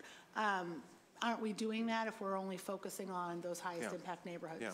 As opposed to looking at it more holistically, which I think some of the public speakers before had made their comments sort of specific to that, looking at the whole coast. I mean, we're not quite at a situation where we're a bathtub like New Orleans and we have to have a wall all the way around us and a breach anywhere will flood the whole city. I mean, we're not there, certainly not yet.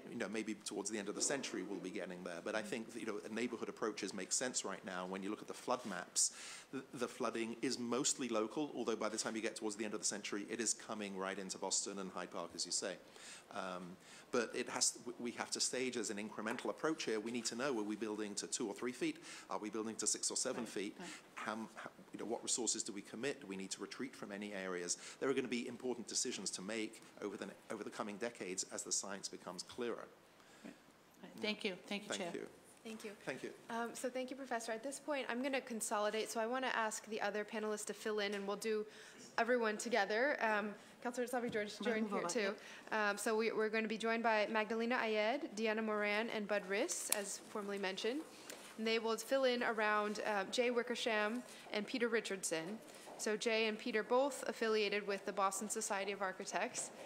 Boston Society of Civil Engineers. Oh, civil engineers. Sorry, my notes are wrong. Okay, great.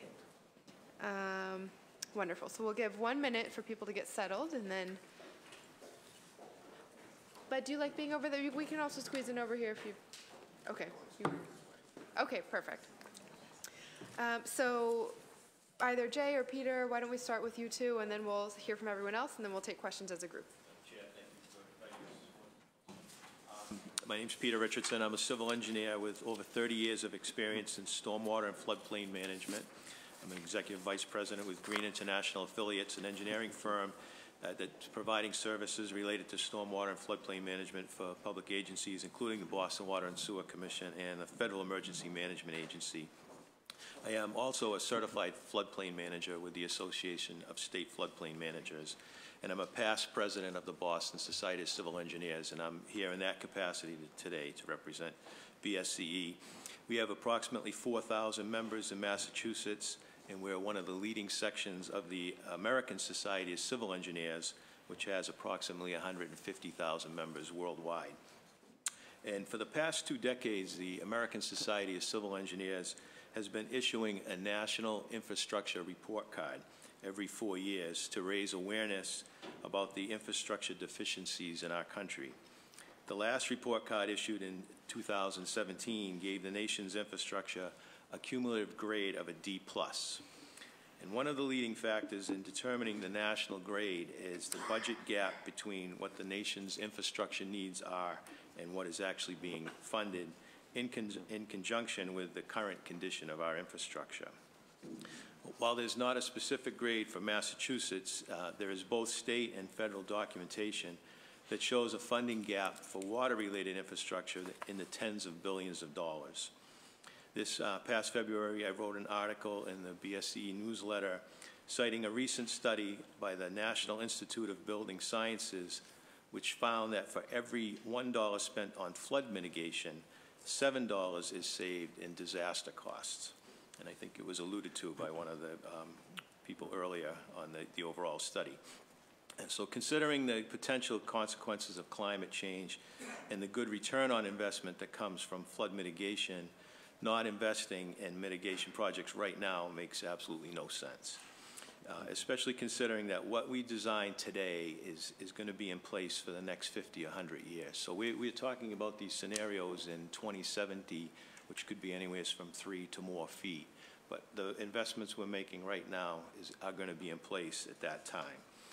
So the City of Boston, through its Climate Ready Boston Plan and the Governor's Executive Order 569, which calls for an integrated climate change strategy for the Commonwealth, are both forward-thinking and they're proactive first steps to making Boston and the Commonwealth more resilient and sustainable to climate change. However, in order for these plans to be successful, they need to be implemented. And to be implemented will require increased investment that will likely need to come from sources other than the federal government, at least for the near future. So I want to thank you for this opportunity to be here today, and I'll try to respond to any questions. And I just also want to offer that the Boston Society of Civil Engineers is the oldest engineering society in the country. It was founded in 1848. And we are here as a resource for the city. Okay, so we are one of the oldest engineering societies, very active in the national community, and we're a resource here for any civil engineering questions that the council may have. Okay. Thank you. I'm sure we'll have many questions, so we'll go on down the line and then return. Jay. Okay. Well, thank you very much for this chance to testify to the council. My name is Jay Wickersham. I'm an architect and a lawyer and the current president of the Boston Society of Architects. We also are one of the largest organizations in the country with 4,000 individual members, 125 member firms. The engineers have 19 years on us. We were not founded till 1867. Like the engineers, we really view ourselves as a resource. Our members are working on some of the best projects around the country and around the world, and that's experience and expertise that we're very interested in sharing with the city and all the stakeholders here. I'm going to actually, listening to the other testimony, I'll kind of modify what I was going to say because I think it's very encouraging to hear how much consensus there is on key issues here. So I'll just kind of hit upon a few key points and then we can maybe go to the questions. Clearly 2018 is going to be a year of enormous information with the South Boston study being completed, the Harbor Barrier study, and the funding and governance studies. And so on that information, the BSA would like to make this a year of decision making and of action. And what do we do with this information?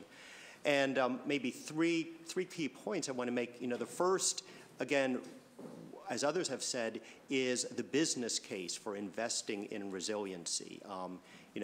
We've heard about some of the cost-benefit ratios. We also know about the cost of inaction. When New York City was hit by Hurricane Sandy in 2012, they suffered $19 billion in property damage in the city alone, and 53 people died. Those are the costs of inaction that we need to offset. I think also from the business perspective, not only is Boston the economic engine of Massachusetts, we are also an export economy. And the expertise that we develop and that we can develop here by making Boston a national and an international leader in adapting to sea level rise and resiliency will give rise to skills and expertise that are going to be in demand worldwide. So there, in that way too, this is very much an investment in our future. I think the second point is to make sure that resiliency is an exercise in community building. As I think we've heard very eloquently, we need to make sure that we build upon what we've learned in how to make a vibrant and a just city. We've done enormous work in Boston in 30 years to restore and reconnect with the harbor. We've repaired the ecological systems, we've made the harbor swimmable again, and we've made the Harbor Walk a true public meeting place. And so as we look at resiliency, we need to build upon that. We need to make whatever we build equally kind of democratic meeting places and not systems that wall out the harbor or that build walls between communities. And I think to that point, as Councilor Edwards was just making that point, issues of equity need to be really central to our investments. Government investments in particular need to be targeted for the communities that are most at risk and most need the help. And the final point is that of the importance, as part of any thinking about governance, is thinking about regulation, and in particular about our building codes and our zoning codes. So these are the baseline. This is where government sets the rules for how to protect the public safety, health, and welfare. I think it was very encouraging to hear Rich McGinnis talk about the work that's being done in the city with the zoning code, and that's going to be critical. Equally critical is the state building code. We do not control that unilaterally, but there's a very, very important effort, and the city really can take a leadership role along with everyone else here in pressuring the state to adopt, the best standards when it comes to looking at the state building code, looking at ways that too can build in knowledge, not just looking backwards, but looking forwards, what science is telling us about what we're going to have to build for over the next 30 to 50 years. So again, I want to thank you for the chance to speak. We're going to be submitting written comments to the council, and we're happy to take questions. Thank you, Jay. Deanna? Thank you, councilors, for having me here today and for holding this hearing. I'll just echo Jay's sentiments that it's encouraging that there seems to be very broad consensus that climate change is having an enormous impact on the severe and frequency of weather events in the city, as demonstrated by the recent storms, and that many of Boston's neighborhoods are increasingly vulnerable to flooding. As the city testified to earlier this morning, we have produced an enormous amount of information and data about Boston's unique vulnerabilities. And all of these reports are telling us the same thing, that Boston is at great risk. The assessments also tell us that these vulnerabilities are not just limited to infrastructure damage. They include health, safety, and financial risks as well. Many of these risks are and will continue to be borne by the city's most vulnerable and disadvantaged. Despite these many acknowledgments and the planning and data collection efforts, the city has taken few steps to reduce known vulnerabilities. Today, there are no laws or regulations that require adaptation to climate change impacts, including increasing flood risks. City planning functions, including floodplain management, continues to rely on historical and outdated information rather than forward-looking data the city has produced through Climate Ready Boston. Continued failure to act will have implications for us all. The city cannot solely rely on developers and other private actors to incorporate adaptation measures voluntarily. In fact, allowing individual sites to adapt to these conditions without proper guidance, oversight, or a comprehensive citywide framework could have unintended consequences. Individual sites may inadvertently divert floodwaters to adjacent properties, or well-prepared sites may become islands of resilience surrounded by ill-prepared infrastructure. Adequately preparing for these risks is a huge undertaking, one that takes political buy-in, participation by residents and other stakeholders, and significant funding. But we can't afford not to prepare. Boston is one of the few cities in the nation that's working on these issues proactively ahead of a major storm. We haven't yet experienced a Hurricane Sandy, Katrina, or Harvey, but we could. The recent back-to-back nor'easters have given us just a small taste of what the damage of a storm of that size could cause. We have an opportunity, knowing what we know, to be prepared. But despite all of our research and all of our planning, neither the Environment Department nor the BPDA, both of whom have been at the forefront of the city's efforts, have the mandate or the funding needed to lead a multifaceted long-term effort. There are immediate steps that we can take. Many of them have already been identified in the city's own reports, but we do face challenges, particularly funding. As a city, we have to identify a way to overcome an inherent conflict, our urgent need to account for flooding and other risks in planning and development, and the city's reliance on property taxes for general revenue. This creates enormous pressure for the city to increase its property base through new development. At the same time, because there are no legal requirements, climate resiliency remains a bargaining chip that replaces other public amenities. Climate change is not always viewed as an immediate crisis, especially when it's pitted against other critical needs. But these risks are immediate, and addressing them is one of the greatest challenges that we face as a city. We need action now to protect our residents and neighborhoods, especially those with a disproportionate burden and need. There are things that we can do this year. A few of them include updating the city zoning to reflect Climate Ready Boston data on flood risks and limit incompatible uses in highly vulnerable areas. We can supplement the BPDA voluntary climate resiliency checklist with mandatory disclosure on flood risk and other impacts. We can incorporate forward-looking data into design of all capital-funded projects and provide consistent methodology for engineers, architects, planners to design facilities that are resilient to changing conditions. We can pass a wetlands ordinance that includes climate-informed buffer requirements and performance standards that will improve stormwater management, protect coastal resources, and increase our flood resiliency. And we can move forward with Boston's participation in the community rating system. Thank you. Thank you very much. And just, I think I neglected to ask you at the beginning, quick name and introduction of your title and organization.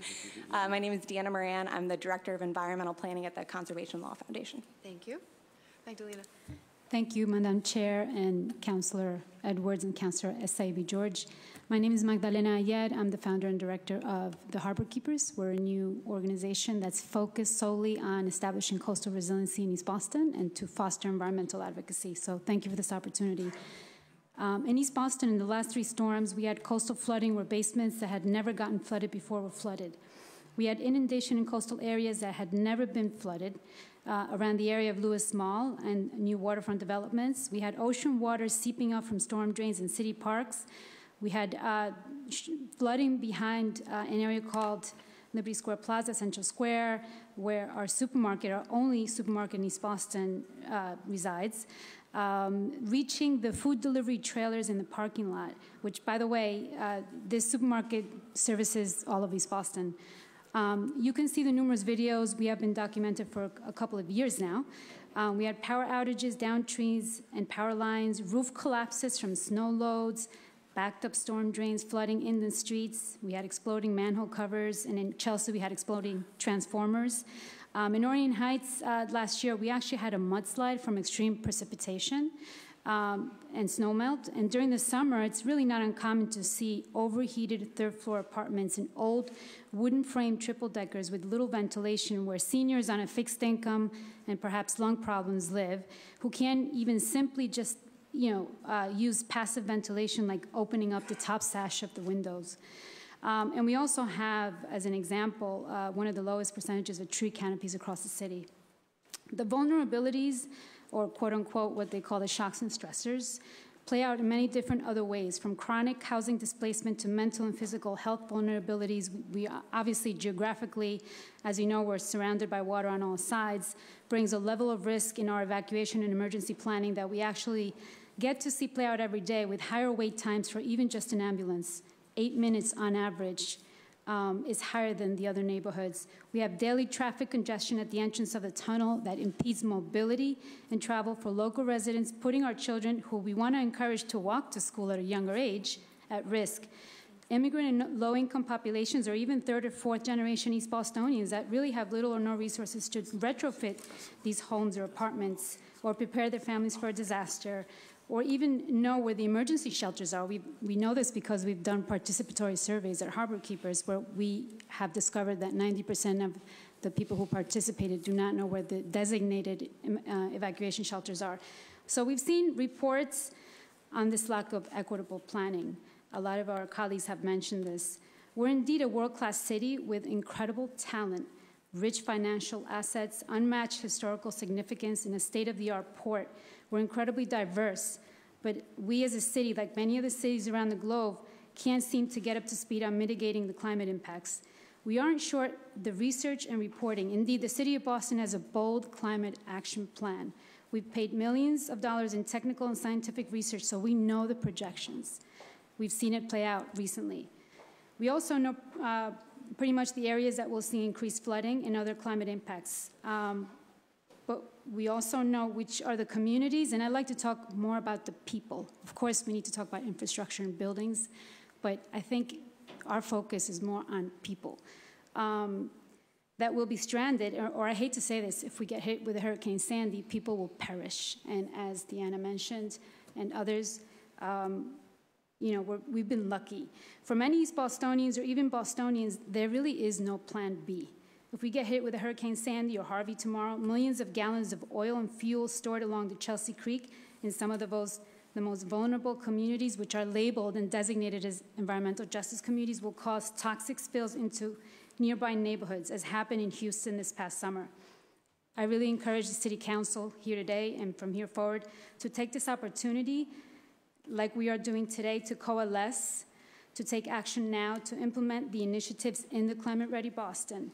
Some of those initiatives will require longer-term planning and higher budgets, but some will actually not. And we can prove this to you because we're doing it in East Boston. Through organizations like Harbor Keepers and others, we're doing climate educations in public schools, we're fostering environmental stewardship, we're actually building a network of coastal resiliency coordinators and volunteers, and it's actually not that hard to do. It just takes time and trust building. We're literally building a movement of engaged communities that is taking action, whether it's on a household or individual level or through advocacy. And I've heard this say a lot, that communities need to be included in the planning, but we take this a step further. Communities should be driving this kind of planning because we live, work, and play in these neighborhoods. We know our neighborhoods, so we have a lot of valuable local expertise that can be tapped into and is currently not tapped into right now. We're really modeling a community engagement process that could set the course for achieving more resilient neighborhoods. I urge the City Council here today to really take a look at how much money we're spending on resiliency planning now and model other cities across the world or even in the States. In Hoboken, New Jersey, for example, they have 3 separate director positions, and including a community engagement director for resiliency planning. In the Netherlands, residents actually pay a third water bill that covers municipal spending on climate and flooding resiliency. We're 4 years into the 2014 version of Climate Action Plan and 2 years into Climate Ready Boston, which is a bold and comprehensive set of initiatives that I had the privilege to participate in, that if implemented could take us to a level of resiliency that could protect us to some extent. But we need to be bold in building capacity at the local level, working and funding organizations on the ground on flooding and resiliency initiatives. We need to leverage and uplift local community expertise and leadership and actually implement a structure so that climate and resiliency budgets could fund positions at the local level in each neighborhood to employ local residents on these initiatives. And we value our consulting partners, but I think the priority should really be to employ local people so that you have sustainable investment in capacity and skills. So I think we could all agree here that we're all on the same page with a sense of urgency. Achieving the necessary level of climate resiliency is going to take a real giant leap of faith for all of us. An investment in resiliency planning that we haven't done yet, and a lot of hard work planning together, side by side with communities, incorporating their valuable expertise in helping Bostonians check off action item after action item, from emergency planning to climate education to sustainable development to finding additional sources of funding for all of these initiatives. Thank you. Thank you very much. Bud. Great. Thank you, councilors, for having me here today. I'm either last because I'm the oldest guy in the room. I've been working on climate more than anybody else, or I'm smarter than everyone else. So take your pick. We've heard a lot, so I provided a written statement, but let me just sort of sum up a few points that maybe that would be helpful and give sort of my own take on lessons learned. I am a senior advisor to the Green Ribbon Commission. I've been very actively involved since the start of the Climate Ready Boston project. I helped to design it, and I sit on a number of the steering committees in partnership with the city, overseeing many of the projects that you've heard about today.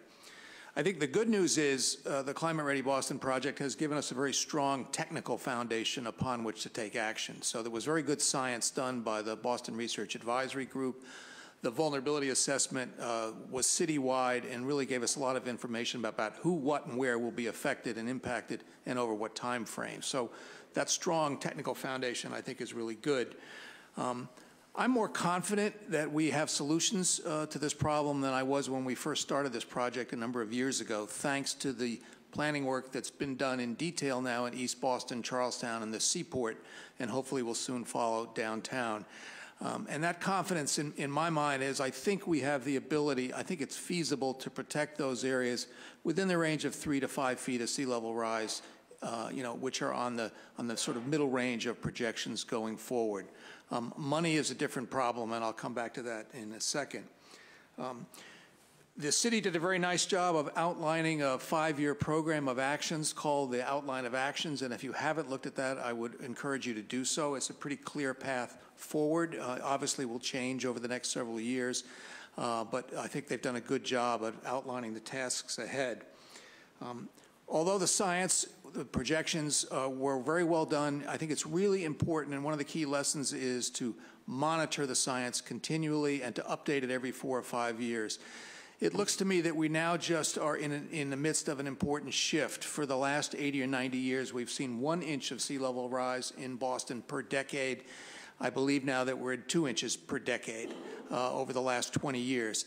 And it's probably the 5 or 6 inches of sea level rise that occurred from 1978, when we had the big blizzard of 78 that is a storm of record, that caused the recent storms this winter to cause the same level of flooding, that 5 or 6 inches of sea level rise.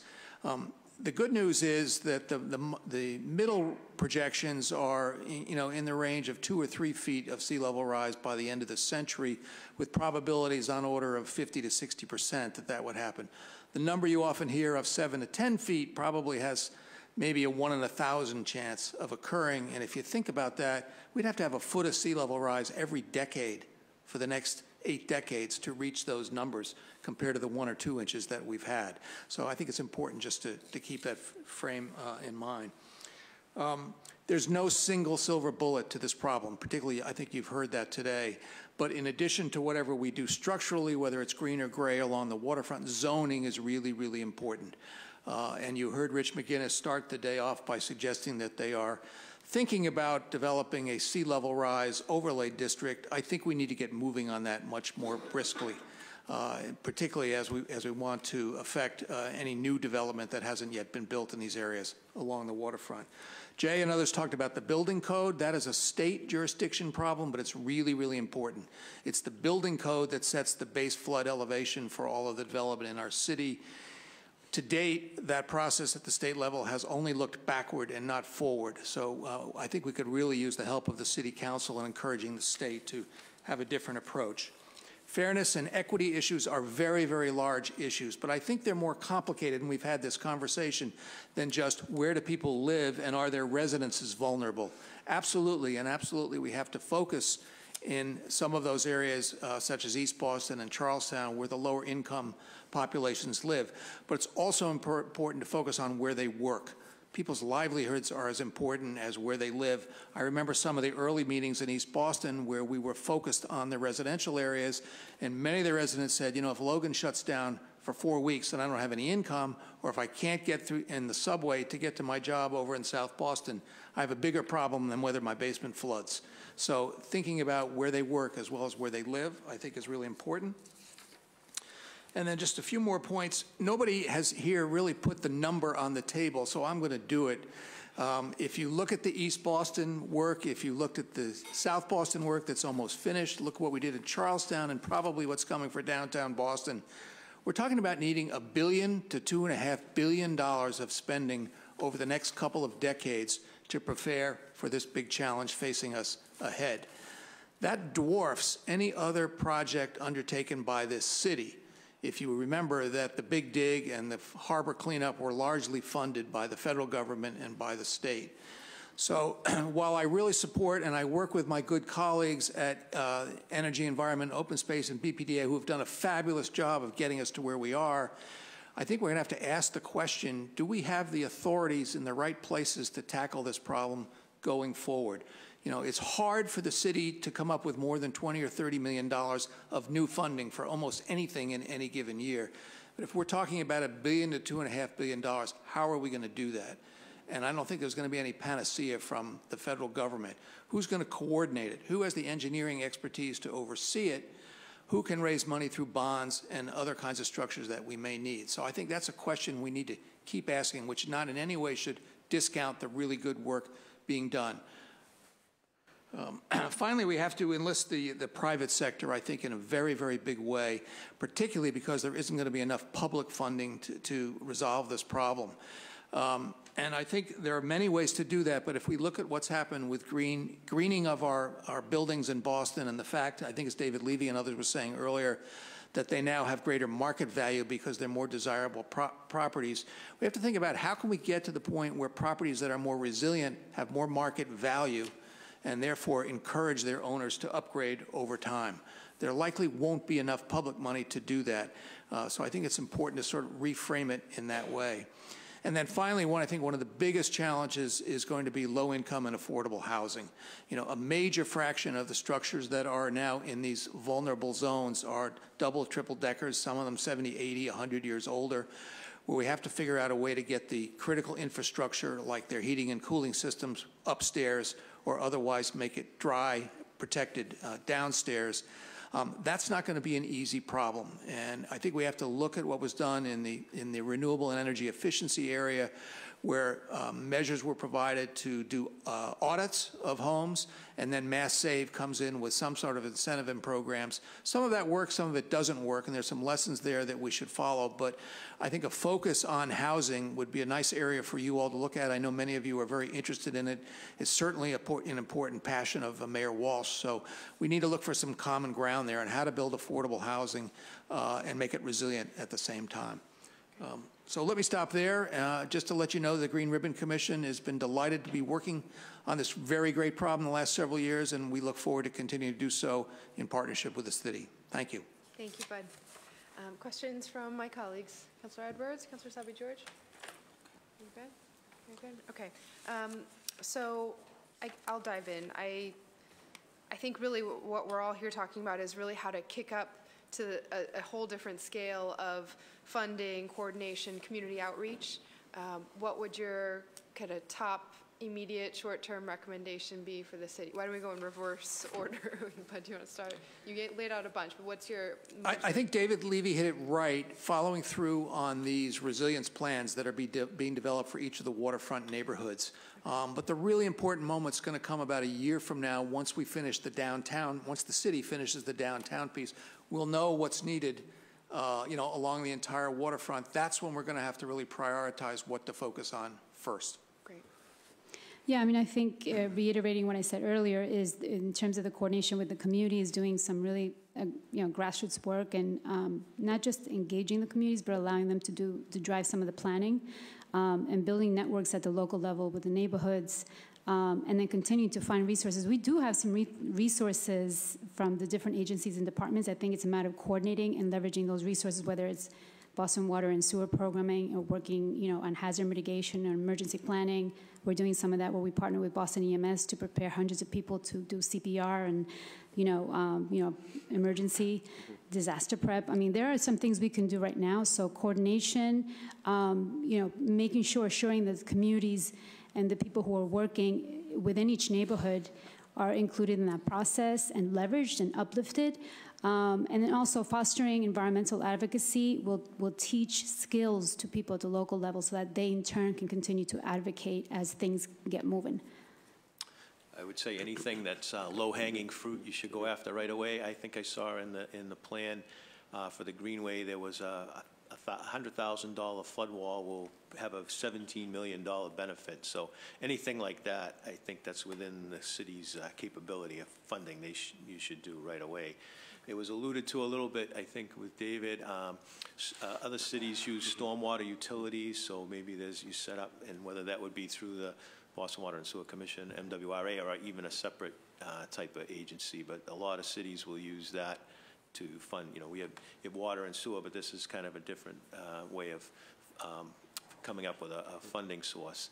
And I think with doing any kind of public-private partnership, there has to be some incentive there. So how that's going to work, I don't know. Maybe the money that's saved from once you put this mitigation in place is there's some kind of payback on the return. So it had something like that, but it would seem there has to be an incentive. But once that's in place, I would think that you would get a lot of interest. So. And Peter, has your organization or has the Society of Civil Engineers been involved in this? Yeah, mostly I think around the nation it's been much more in transportation because there's a revenue source, because you give that whoever finances that has the ability to collect tolls, right? So I mean, in order for those partnerships to work, there has to be some kind of revenue source or some way for them to get a return on investment. So. Thank you, Jay. Okay. So I'd say sort of two recommendations. The first would have to do with codes, with the zoning code and the building code, because those really are the baseline. And those also then become incentives for how private money is spent as projects are built, developed, or redeveloped. That you want to make sure those codes are incentivizing the best practices. The other, which I think has been alluded to a number of times, is finding mechanisms for funding and governance at a kind of district scale. we're good at, we've done a big solution with MWRA, and we may need that kind of regional scale solution. But within the city, we tend to focus on the leveraging the individual development project and what kinds of public benefits can it provide.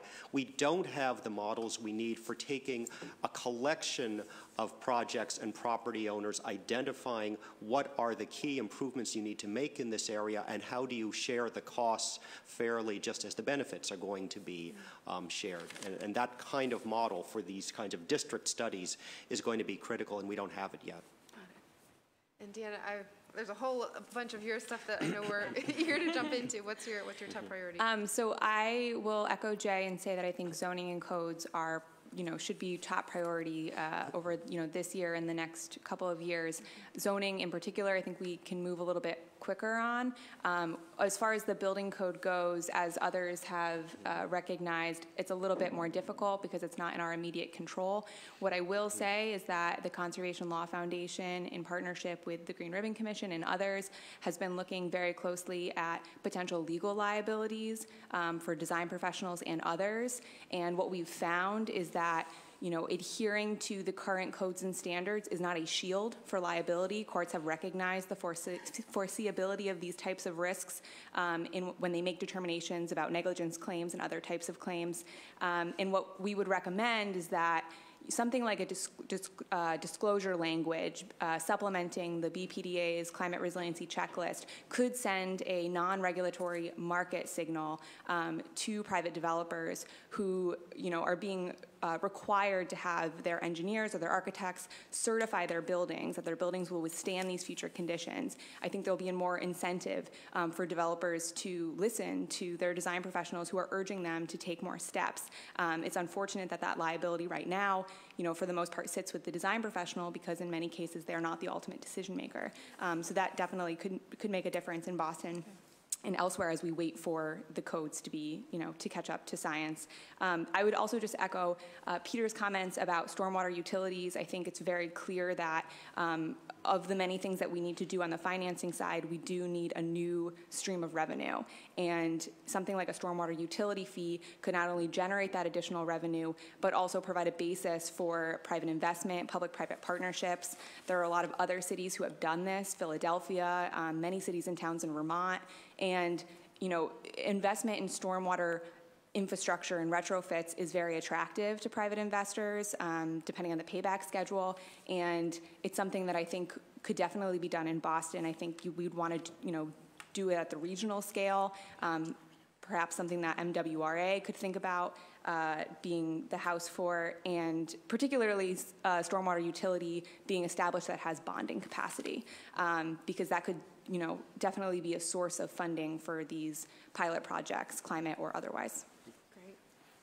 Thank you all very much. We so appreciate your time, and I know you'll be called on often as we get more into the weeds on each of these topics, but thank you for joining us. Really appreciate it. Thank you. So we have a few more folks signed up for public testimony. Thank you for your patience. I'll call some names in case you still happen to be around. Next on the list was Madeline Bickert, Bill Norman, John Walkie, and Boris Marin.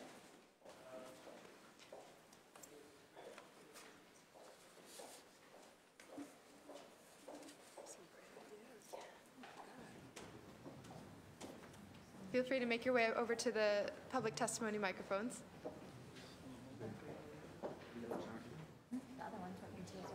Okay. I'm going to be translating for him after.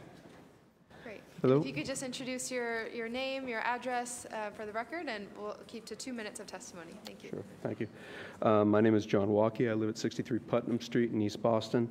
For the past 12 years, I've been active in a group called the Chelsea Creek Action Group, which is an organization of East Boston and Chelsea residents and organizations that have been working on environmental issues along the Chelsea Creek. I also work at Green Roots, which is an environmental justice organization.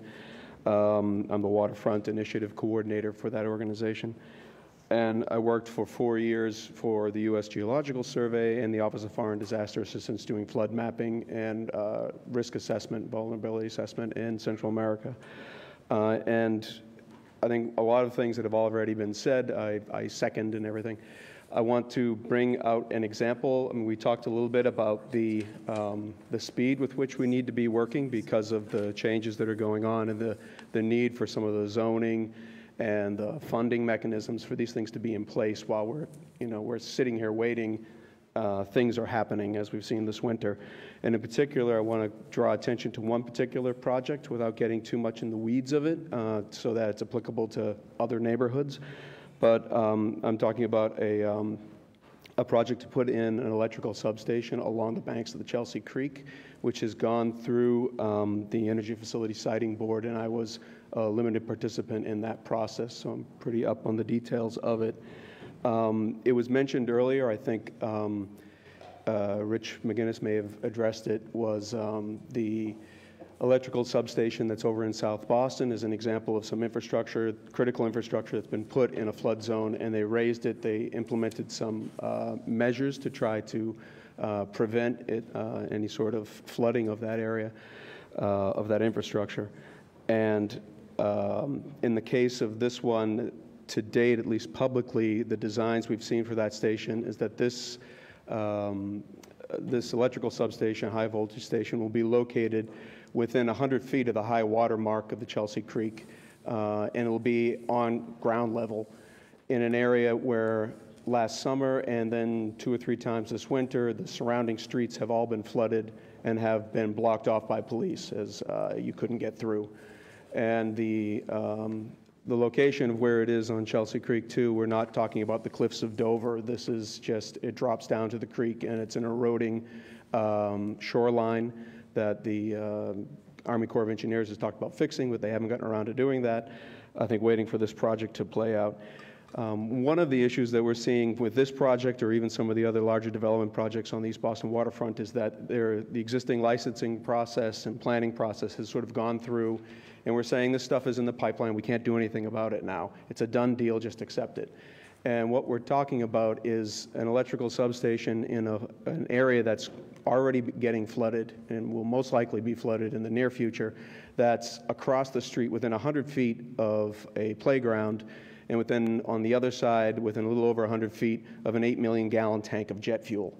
So we are setting ourselves up not with good planning and coastal resilient planning, but something that appears more like a Bruce Willis script for a movie treatment. So we really don't want to see this going in here, but the question is, what do we do to mitigate these issues or to address what's being proposed here?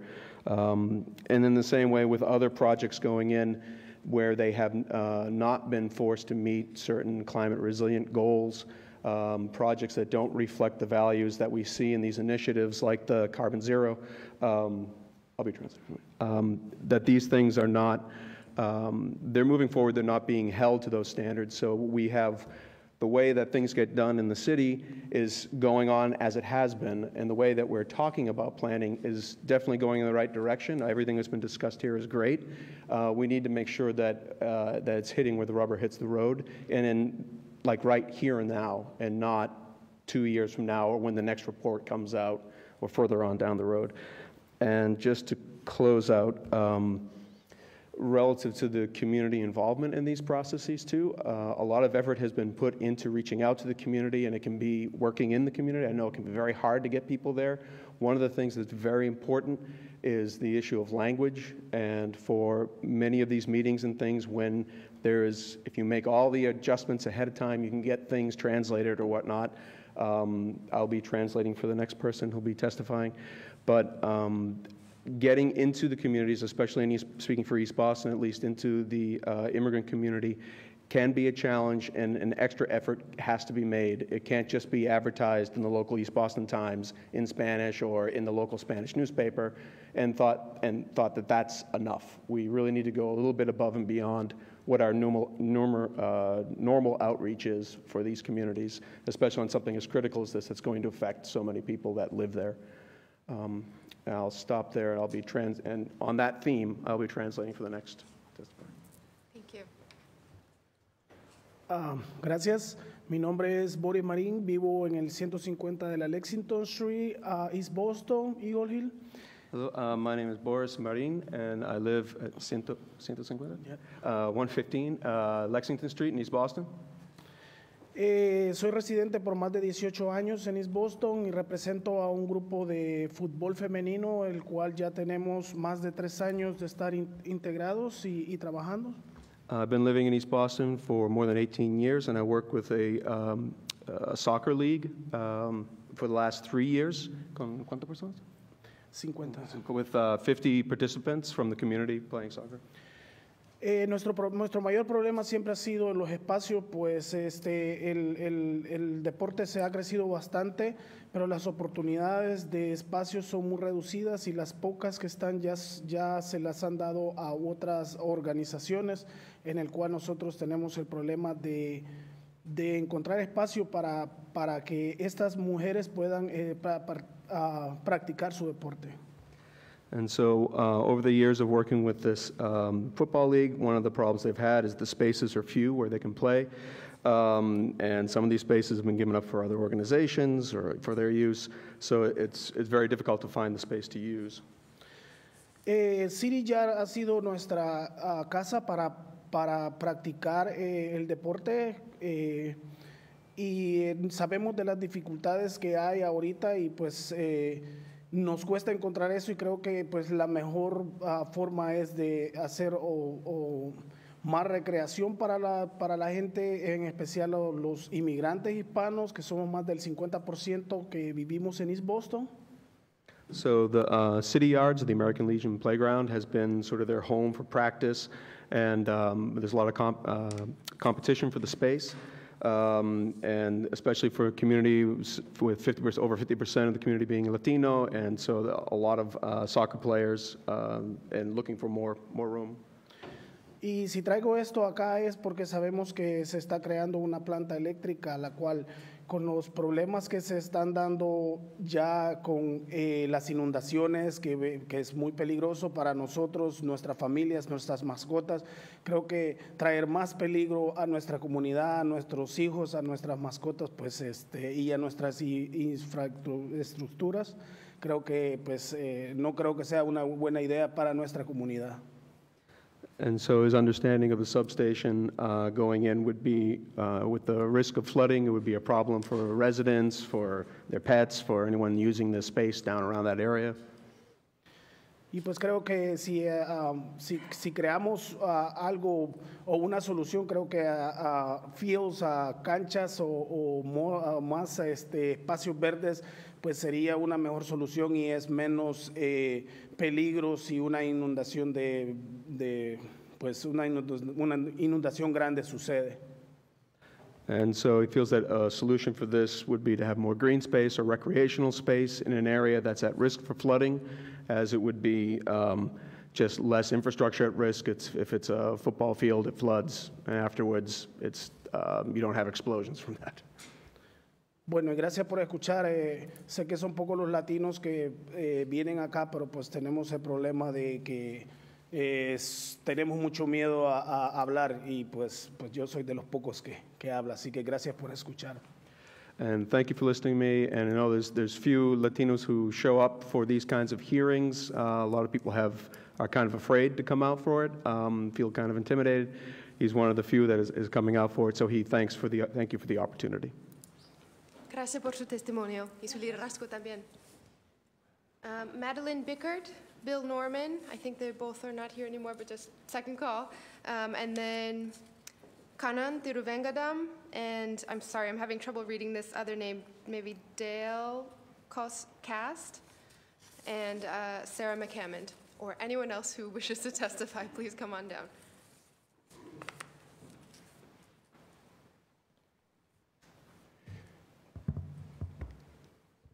Thank you, councillors.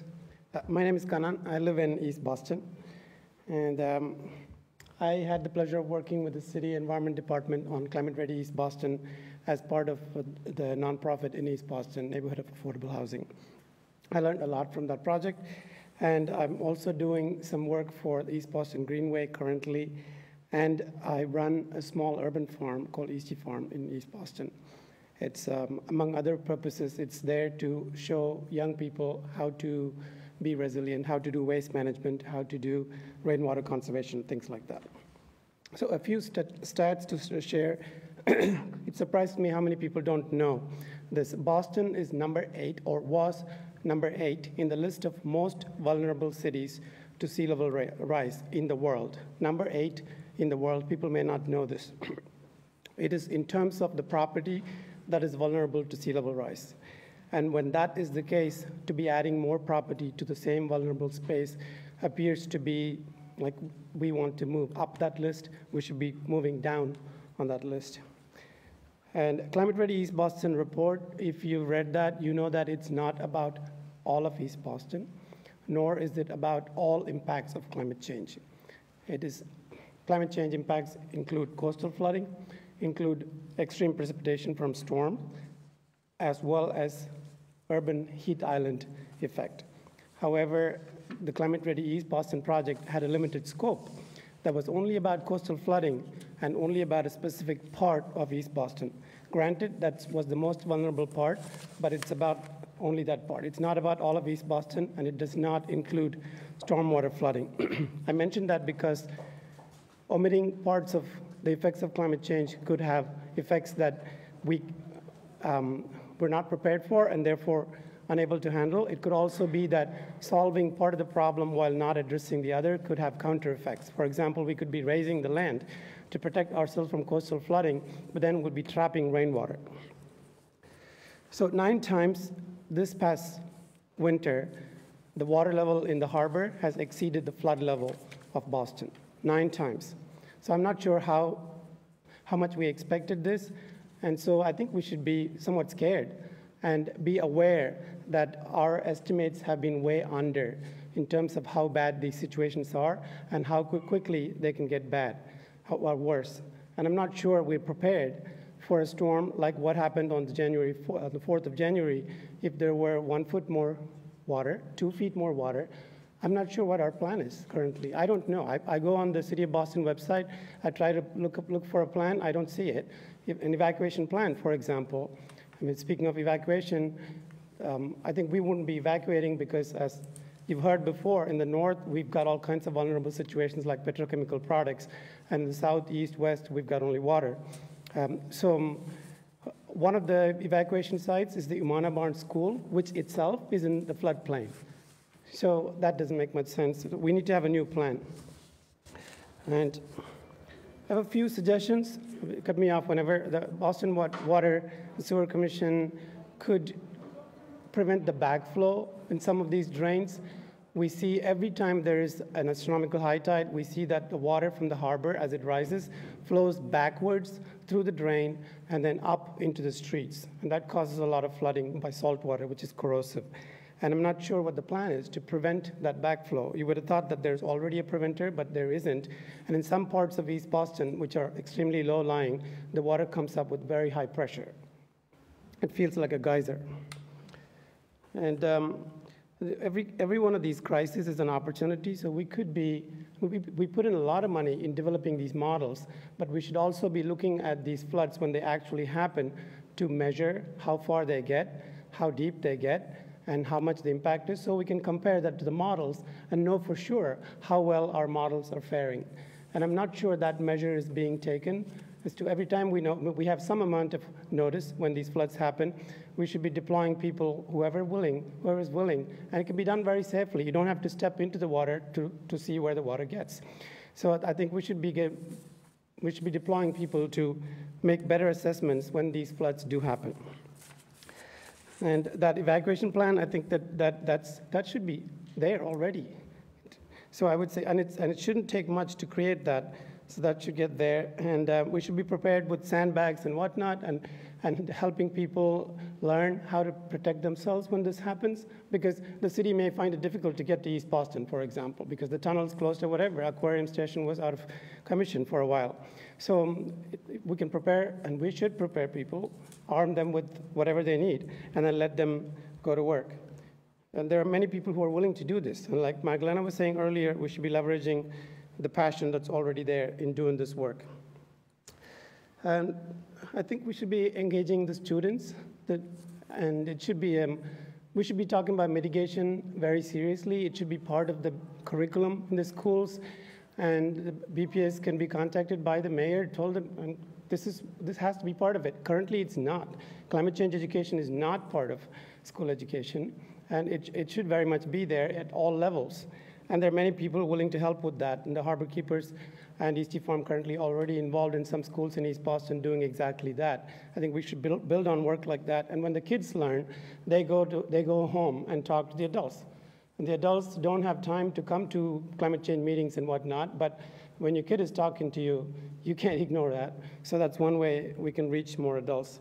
So I really think the education part is crucial here because we should be thinking long term. And yes, it is an immediate issue, but it is also a much bigger issue in the longer term, so the kids should be involved. And I mean, some things are very perplexing. We're doing zero carbon planning and zero waste planning at the same time allowing the new fossil fuel investments to happen. It just doesn't make any sense.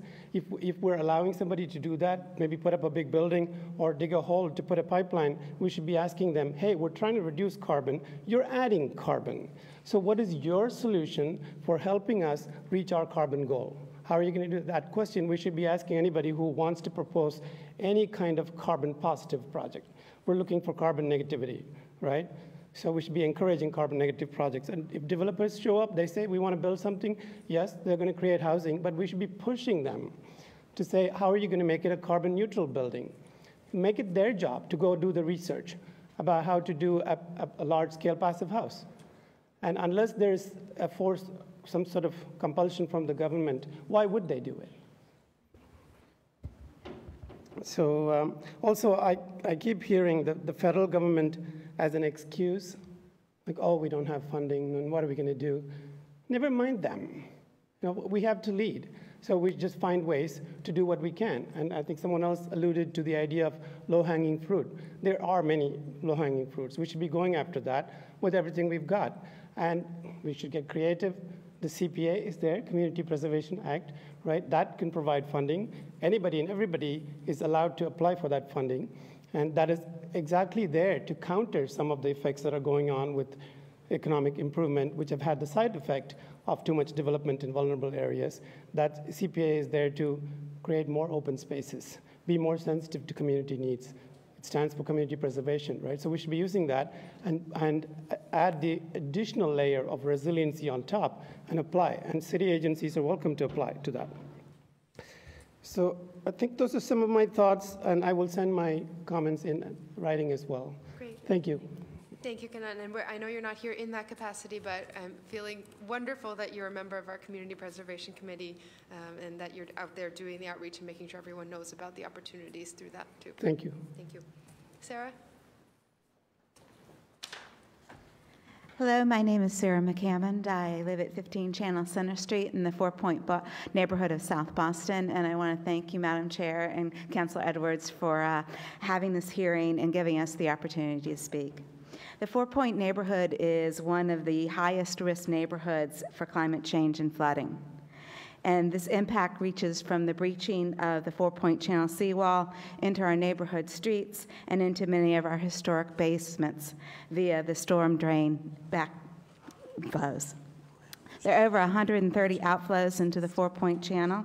50 are owned by the Boston Water and Sewer. The rest are privately owned and unidentified. And storm surge is black flooding through those drains and the manholes into our neighborhood. And while resiliency ideas are being explored about raising the harbor walk, constructing ground over the water sheet, and incorporating open green space, there are no zoning requirements or modifications to planned development areas to implement these solutions, such as providing greater open green space to protect the neighborhood at large. And in fact, in the adjoining seaport, the remaining undeveloped 12.5 acres received approval last year for an amended plan with reduced green space and an increase of 1 million square buildable feet, adding great density. And if we keep allowing greater density and hardscape to replace our open green space, where is the water to go? We also await adaptive redesign guidelines for our historic buildings, and for our newer construction developed before climate change considerations. There is great concern regarding funding and financing for retrofitting our multifamily residential buildings. And climate change is a complex issue, and residents deserve a better opportunity to be involved and to provide informed input. The recent outreach in South Boston has focused on open house formats, which don't allow residents the opportunity to ask questions and get answers as a group and to provide solutions together. It's an approach that limits residential voice. We live here, and we want to be part of the solutions that preserve our quality of life and will allow future generations to access and enjoy the waterfront. Thank you for your consideration, and I'll also supply this electronically to the council. Thank you, Sarah. And I want to note that Councillor Flynn is here, again, as early had stepped out, and Councillor Flaherty here as well. We also had received a number of other pieces of testimony that I'll make sure all the committee members and my colleagues get. Nicholas Gunkel with a great idea of how we could use 311 data to track the already occurring effects of damages caused by stormwater and coastal riverine flooding by looking at reports of mold and other things. Let's see, we have Rebecca and Paul Schof-Kozak from the Mystic East Eagle Chelsea Reliability Project. And I believe Bill Norman had been here earlier, had to step out, talking about the 239 Causeway Street, 98 North Washington Street, and 100 North Washington Street, and the tremendous damage that happened with the Boston Development Group. And finally, we had a statement sent over from a group of faith leaders from diverse religious traditions who wanted to share with the councilors that they support this work on climate change, particularly Rabbi Katie Allen from the Jewish Climate Action Network and the Reverend Dr. Margaret Bullitt Jonas from the United Church of Christ. Would any of my colleagues like to make any closing statements before we conclude? Councilor Flynn?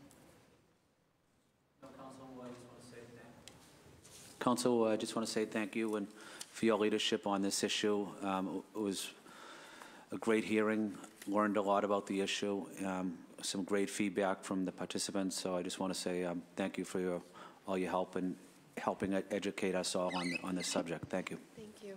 Councilor Flaherty? Good. Thank you, Councilor Wu, for hosting. My apologies for a slight delay, but I was watching from the office with in and out of meetings. But I actually live in the flood zone, and at one point I thought it was actually going to take a tsunami to have an impact, and just the most recent northeast storms and seeing dumpsters floating down A Street and just seeing the damage and devastation along the waterfront makes this more than timely. So I appreciate your leadership on it and your efforts. I know between Councilor Lydia Edwards, who represents East Boston, Charlestown North End, and Councilor Flynn, who also represents South Boston, and you and I both at large, that this is going to be an issue that we're going to continue to deal with. So look forward to learning more about this, but also working with you as we move forward. Thank you, Councilor Flaherty. Councilor Edwards, no final thoughts? And you're good? No, good. Okay. So this concludes the hearing. I'm going to leave. We will have further working sessions, particularly noted we need to have the Office of Emergency Management here, Boston Water and Sewer, thinking about housing and older buildings, teeth for regulations, and particularly the community outreach piece. But for now, this concludes the City Council's hearing on docket 0291.